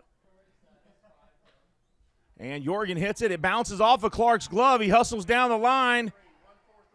Oh, you got to be kidding me, Marvin. They said they got him. I want to see the replay on that. I thought Pete was there. I'm going to stay right here and watch this replay, folks.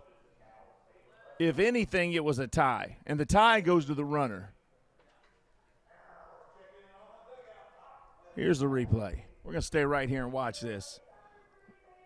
There he goes, there he goes, there he goes, and oh, he was there. He was there, folks. But that's all right. Marvin King made his call. I'm going to respect the man's call, but Pete, you were safe. We'll be right back with Counterclocks Baseball right here on Flow Sports. Be right back, everybody.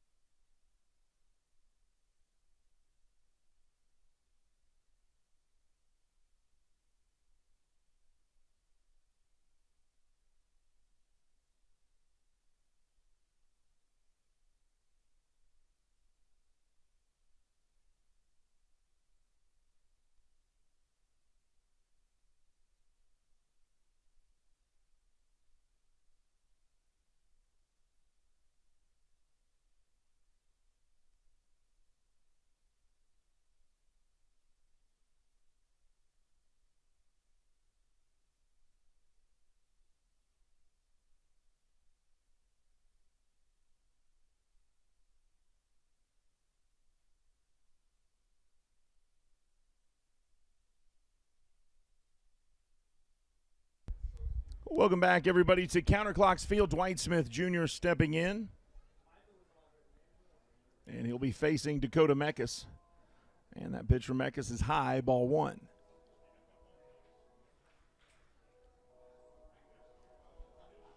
Mekas, big guy.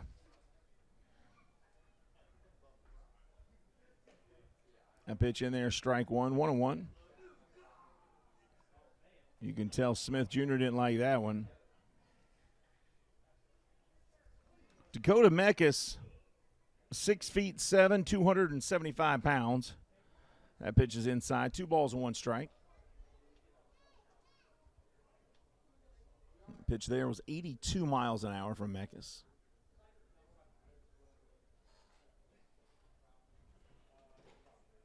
That pitch there, just missing 3-1.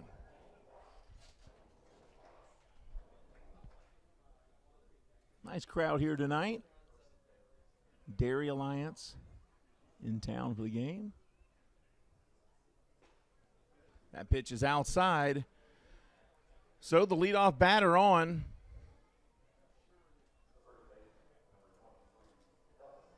Until the Nash stepping up to the plate, Bobby Bradley moves to the on-deck circle for the Dirty Birds.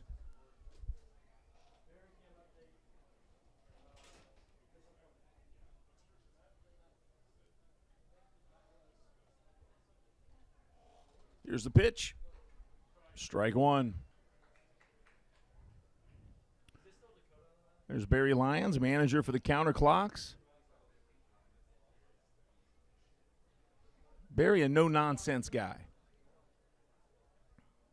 Very, very clear about what he likes and doesn't like. If Barry likes you, you'll know it. If Barry doesn't like you, you'll know it. He's not a real hokey-jokey kind of guy.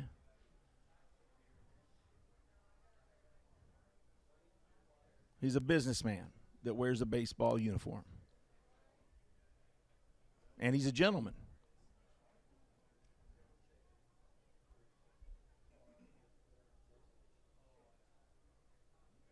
No balls, 2 strikes here to Nash. Dwight Smith Jr. at first base. Nobody out. Top of the 8th here in Lexington. 12-8 score. Counterclocks lead the Dirty Birds. Did he go?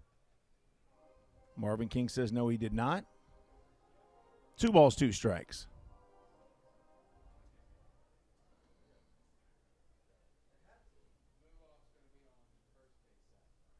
Six strikeouts by Counterclocks pitchers tonight. That pitch is high, and now the count full, 3-2.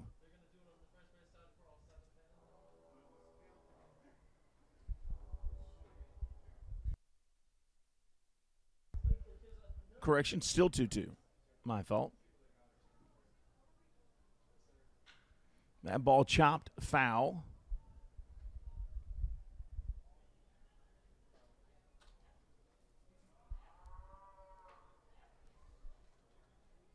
There's Raymel Sorosa going after that ball. Attendance tonight just under 1,000 here at the ballpark.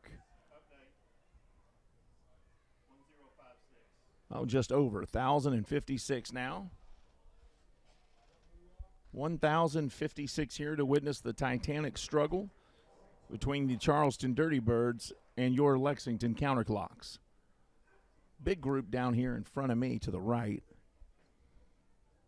They were the loudest in the stadium tonight, singing Take Me Out to the Ballpark, having a good time with it. And, of course, right after that, we had to play YMCA, and they're doing all the hand movements, enjoying themselves, as they should.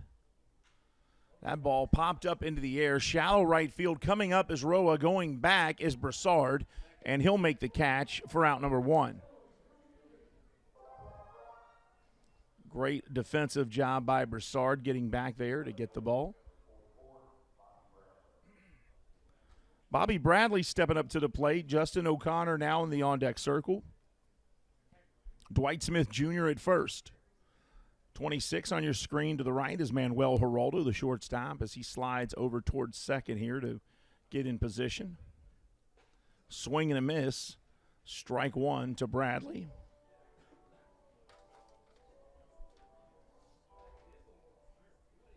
Bobby Bradley, a former major leaguer, born in 1996. Had a birthday yesterday. Happy birthday. Happy birthday to Bobby Bradley, who Chicago born. Yesterday turned, let's see, 0616. Turned 27 yesterday. Bobby, congratulations, buddy. And he hits this one high into the sky, left field. And is that going to be fair? Now, I couldn't tell if that was fair or foul. Hey, Luke, pull that replay up. Let's see if that was fair or foul there. Let's look at it. I think it was closer than we thought, though. Let's see where this ball lands here. Take a look there, Alden. Tell me. How close was this? Oh, yeah, you're right. It was clearly foul. Yeah, that was a couple feet foul. The way it looked on the live shot, it looked like it bounced near the line, but I think it just crossed the line on the screen in front of me. That pitch by Mekas is upstairs, 1-2. That was 92 miles per hour there by Dakota Mekas. I mean, think about it. If you're a batter right now facing Dakota Mekas, he's 6'7". Put him on 2.5 feet there. He's like 10 feet. This ball popped up into the air. Huma going towards the netting and just over the netting. Good effort by Josue Huma, but it goes over the netting there and into foul territory. He tried to make a play on it, did his best. Hey, I want to say hello to Rico Martinez, who is the clubhouse manager, and Parker Rambo, the bat boy. Parker Rambo is from Frankfort, Kentucky, and him and his dad volunteer and come here every single game. That's a 35-minute drive from Frankfort just to volunteer and be the clubhouse help in the bat boy. So thank you. This ball hit to deep center field. Going back is Encarnacion at the warning track. He'll make the catch, and Dwight Smith Jr. will return to first base, and that's out number 2. He gave that quite a ride, but not enough for Bobby Bradley as Encarnacion makes the catch, and there's 2 down. So Justin O'Connor comes to the plate. Luis Roman moves to the on-deck circle now. O'Connor today, 2 for 4, is struck out. He drove in a run and scored one himself. That pitch there and for strike 1.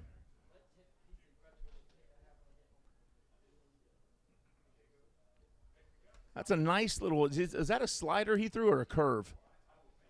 See what it says there, Dave, when it pops up. Strike 2.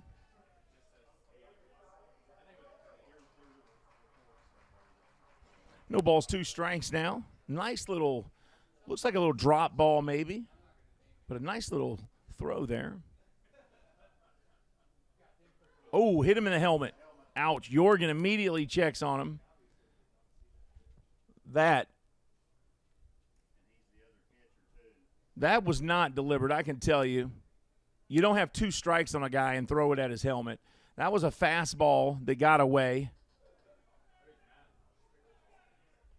And Justin O'Connor gets to his feet after being hit in the head with a 92-mile-an-hour fastball. And let me tell you something. When a guy gets hit in the helmet, it doesn't matter if it was intentional or not. Your adrenaline is pumping so hard, and you're mad. You're mad because you got the you-know-what scared out of you because the ball hit you in the helmet. So your natural reaction is to become angry and defensive. But he's okay, and that's the important thing, that he's all right.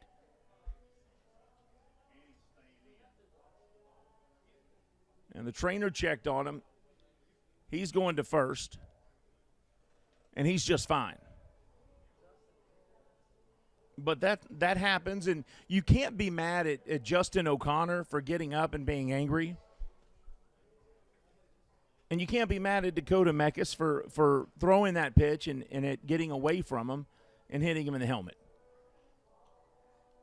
Because I promise you, Dakota didn't mean to do it. And Dakota probably feels terrible that he hit that guy at all, and probably even worse that it hit him in the helmet.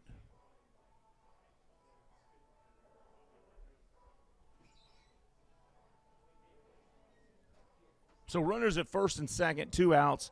Good to see that Justin O'Connor is okay. He's a fellow catcher, and Jorgen immediately checked on him. These guys know, hey, we're trying to win, you're trying to win, but you know what? We're all in this business together. 2 on, 2 out for the Dirty Birds. First pitch there, little foul tip, strike 1. Luis Roman at the plate. He is 1 for 3 tonight. Diego Goris is in the on-deck circle. He represents the potential tying run. It's a 12-8 counterclock lead here in the 8th. This ball popped up, and this should do it here as Thomas Dillard calls for it, comes in, and makes the catch. That ends the 8th inning. Dirty Birds not able to get one on the board this inning. We'll be back, bottom of the 8th action. Counterclock's coming up right after this. You're watching Counterclock Baseball on the Counterclocks Baseball Network right here on Flow Sports.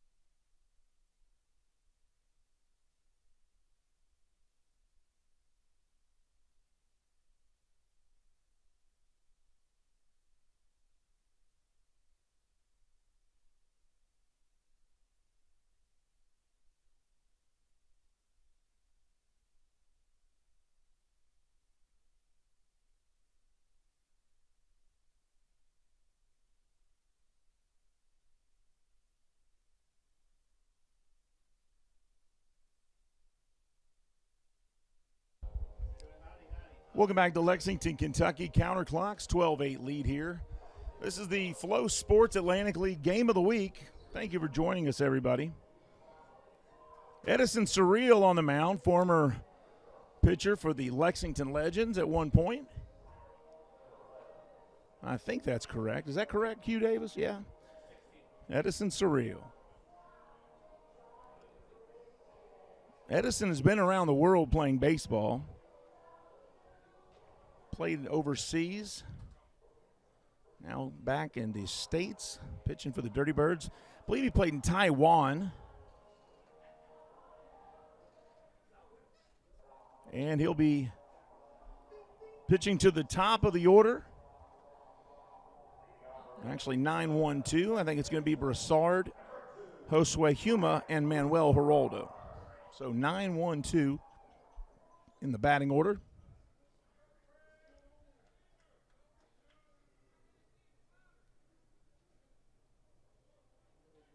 And I think we're ready to go here. Welcome back, folks, to Lexington, Kentucky. 78 degrees in Lexington. Of course, Lexington, Kentucky, known for basketball, bourbon, horse racing, and counterclock baseball. Edison Surreal on the mound, former Lexington legend himself, facing off against the counterclocks. First pitch here to Brant Brassard. That one's upstairs, ball 1. New catcher is coming into the game, hopefully as a precaution, and that is Mitch Gelfie.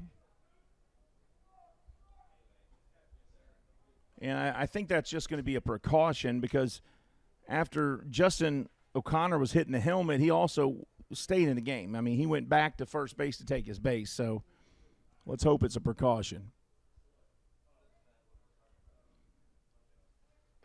That pitch from Surreal in there for a strike. 89-mile-per-hour fastball.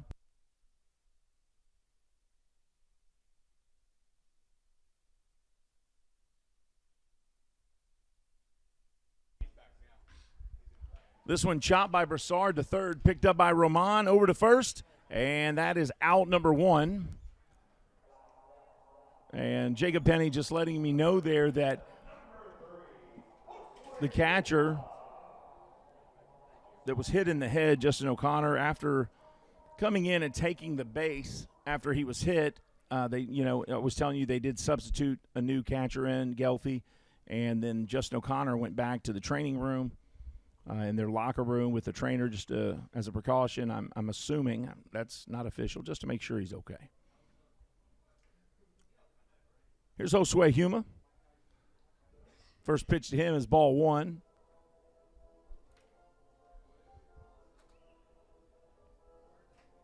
Huma today 0 for 3. Couple ground outs. That one in there for a strike. 1 ball, 1 strike.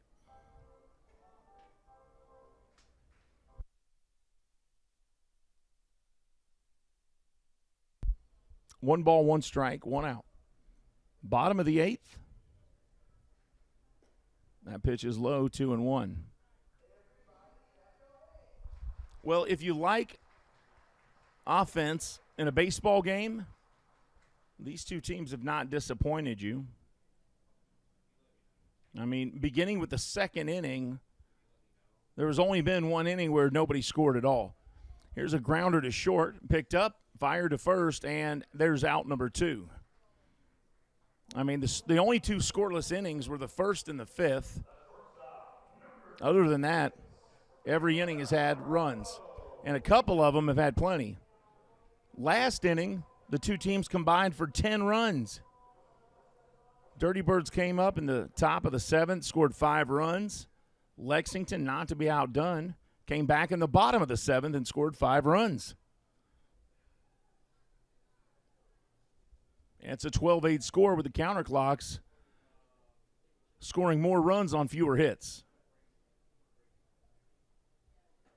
First pitch to Manuel Geraldo against his former teammate, strike 1.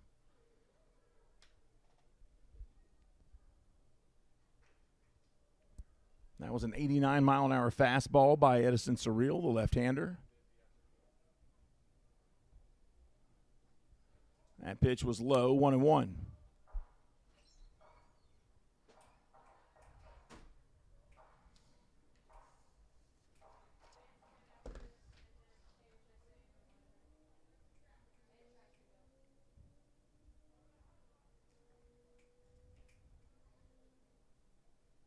That pitch bounces in front of the plate. 2 balls and 1 strike.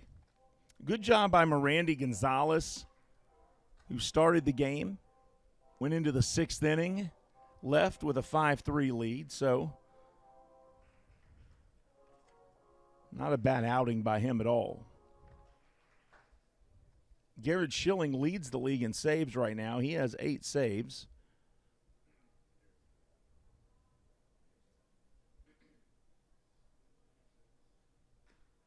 Foul ball, 1-2 to Geraldo.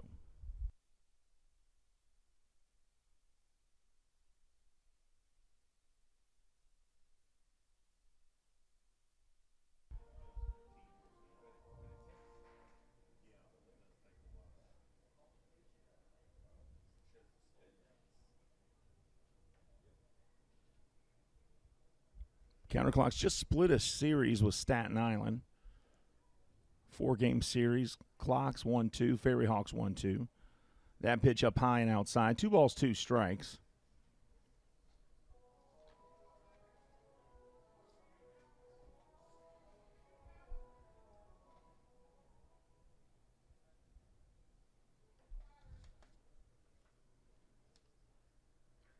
Surreal looks in, gets his sign from Gelfie. Kicks, fires the 2-2, ripped by Geraldo. Foul. Just foul, as a matter of fact. Awful close. This is game 29 of 126 game season for both of the teams. And actually, for the Dirty Birds, it's game 27.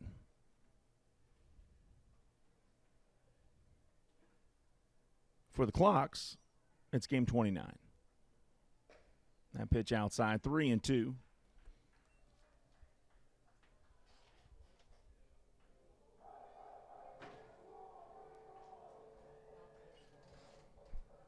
Manuel Geraldo batting .290.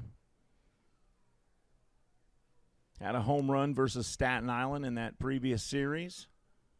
Here's the payoff. And he hits this one off the hands of his bat, and it bounces in for a base hit. So Manuel Geraldo hung in there through 8 pitches, fouling off several, and finally gets on base with a single to right. I mean, he just gave you a clinic, youngsters that are watching at home, of how to stay alive and find your pitch, because that's exactly what he did. And now lefty on lefty here as Connor Owings steps in, and J.C. Encarnacion waits in the wings, a 12-8 counterclocks lead. Swing and a miss by Owings. Owings tonight, 1 for 3. He scored 2 runs tonight. He's knocked in 2 runs as well.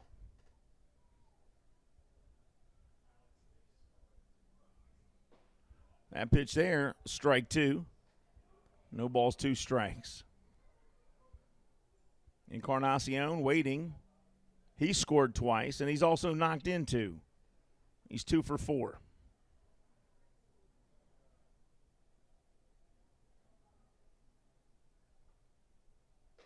The 0-2 up high, 1-2. Edison Surreal, 17 pitches tonight. That was pitch 18 there. 11 strikes. Here's the 1-2. And Connor goes down looking, strike 3. Folks, we're headed to the 9th inning. It's the last chance for the Dirty Birds to either tie this thing up or get a lead. We'll be right back with Counterclocks Baseball from Lexington, Kentucky, only on Flow Sports right after this.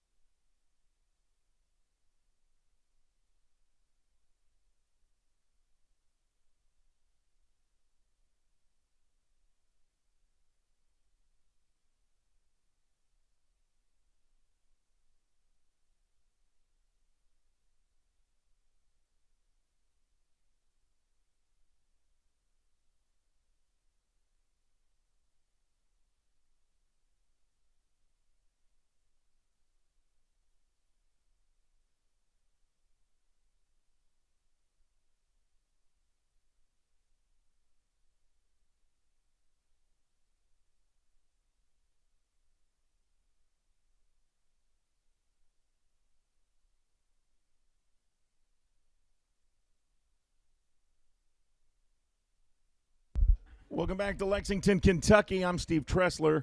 Counterclocks lead 12-8 as we begin the ninth inning here. Dirty Birds down to their final 3 outs. In a game that has gone back and forth tonight, the Dirty Birds started off with a 1-0 lead, which became a 2-0 lead in the third, which became a 3-0 lead in the fourth, and a 4-0 lead. Well, no, 3-0 lead, sorry. And then in the fourth inning, the Clocks busted out with 5 runs, took a 5-3 lead, then a 7-3 lead. The Dirty Birds answered with 5 in the 7th, took an 8-7 lead over the Counterclocks. But in the bottom half of the 7th, the Counterclocks answered with 5 runs of their own and took a 12-8 lead, and that's where we are now in the ninth. Garrett Schilling, the new pitcher. Schilling leads the league in saves with 8. Trying to get save number 9 right here. And he's facing Diego Goris. Swing and a miss, 3-2, full count. I want to thank all of you for watching tonight, and hopefully I wasn't too biased for the Counterclocks for you Dirty Birds fans. That one comes right off of Schilling's backside, picked up by Geraldo, fired to first. Dillard goes up off his feet to grab it, gets it, and touches the bag for out number 1. Boy, that ball took a trip. Watch this, right off of Schilling's tail, wham, over to Geraldo. He stayed in the game, even pointed at the ball and says, "That's you, Geraldo." Geraldo throws it. Dillard has to leave his feet to catch it, but, get it, but, they worked together and got the out.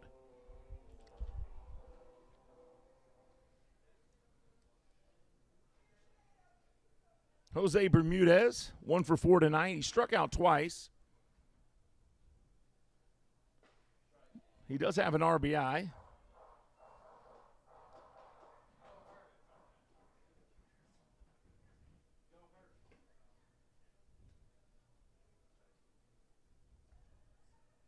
Swing and a miss there. 1 ball, 1 strike. Bermudez batting .182. No home runs yet this year, but does have 3 RBIs. He's 1 for 4 today.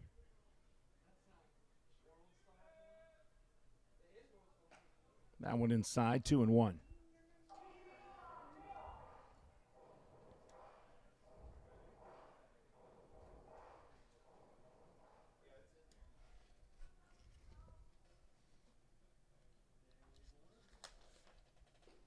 Swing and a miss, 2-2. Hey, congratulations to High Points manager Jamie Keefe, who won his 1,000th career game with a 6-1 win over Lancaster on May 24th. Congratulations to Jamie Keefe. Great job, Coach.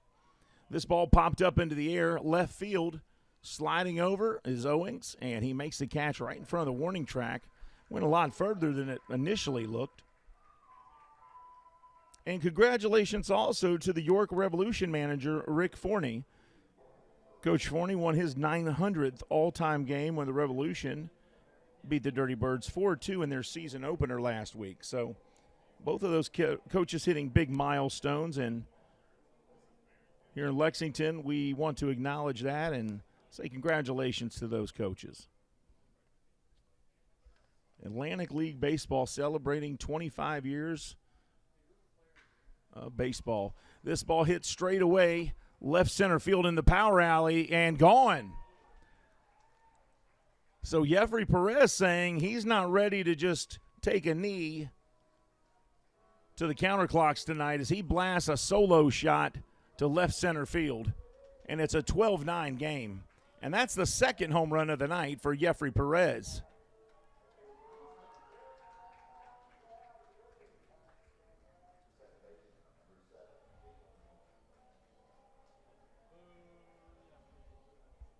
So Jeffrey Perez tonight, 2 for 5, and both hits were home runs.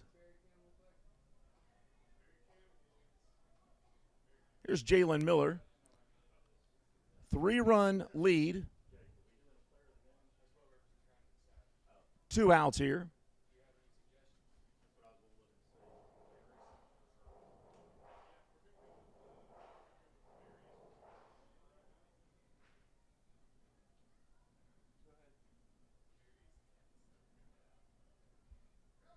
Swing and a miss. Big strike there. Top of the order here. Jalen Miller at the plate.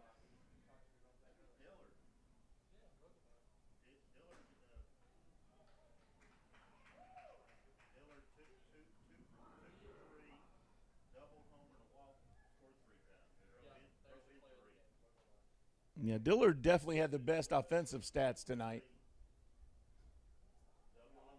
No balls, 1 strike. 2 outs. Garrett Schilling on the mound facing Jalen Miller. Swing and a miss there. And that was strike 3. And the Counterclocks win. Garrett Schilling gets the save. We're going to take a 60-second break. We're going to come back and wrap it all up for you, folks. Final score in Lexington, Counterclocks 12, Dirty Birds 9. We'll talk about it when we get back. This is Counterclocks Baseball live on Flow Sports. We'll be right back, everybody.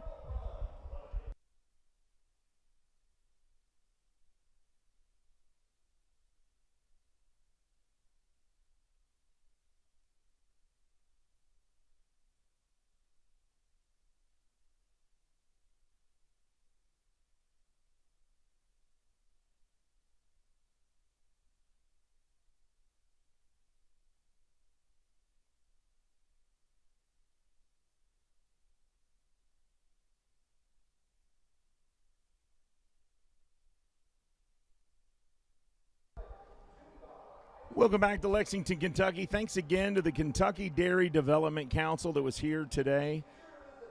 And we appreciate them coming and having fun, really, with us, too. You can go to kydairy.org to see what the Kentucky Dairy Development Council is doing in the state. Also, people don't realize there is a dairy farm in all 50 states. So your state, no matter where you're from, has got a dairy farm. And don't forget, milk is good for you, all right? You hear that, kids? Milk. It's what's for dinner. I'm not sure if that's the right saying, but you know what I meant. We want to thank the Vertec Group that's in partnership with the Lexington Counterclocks to bring you all the action tonight. Final score, Counterclocks 12, Dirty Birds 9. Clocks 12 runs on 11 hits, no errors. They left 3 stranded. Dirty Birds, ouch, 9 runs, 12 hits, 1 error, 10 left on base, and that made a big difference in the final score. As I said throughout the game, don't count the Dirty Birds out just yet if you're scoring at home because they're not 100% healthy. They're playing banged up, and they're not doing a bad job, folks. They are playing pretty good baseball. Coming up short, but you know what? When they get to be 100%, I think it'll be a different story. Congratulations to Barry Lyon and his team tonight as they do get the W. With the loss, the Dirty Birds, with the loss, they will fall to 7-20 on the season. With the win, the Counterclocks improved to 15-14. Kentucky Office of Highway Safety wants to remind you to drive sober or get pulled over. And let me just say this, happy anniversary to Coach Lyons and his wife. How about that?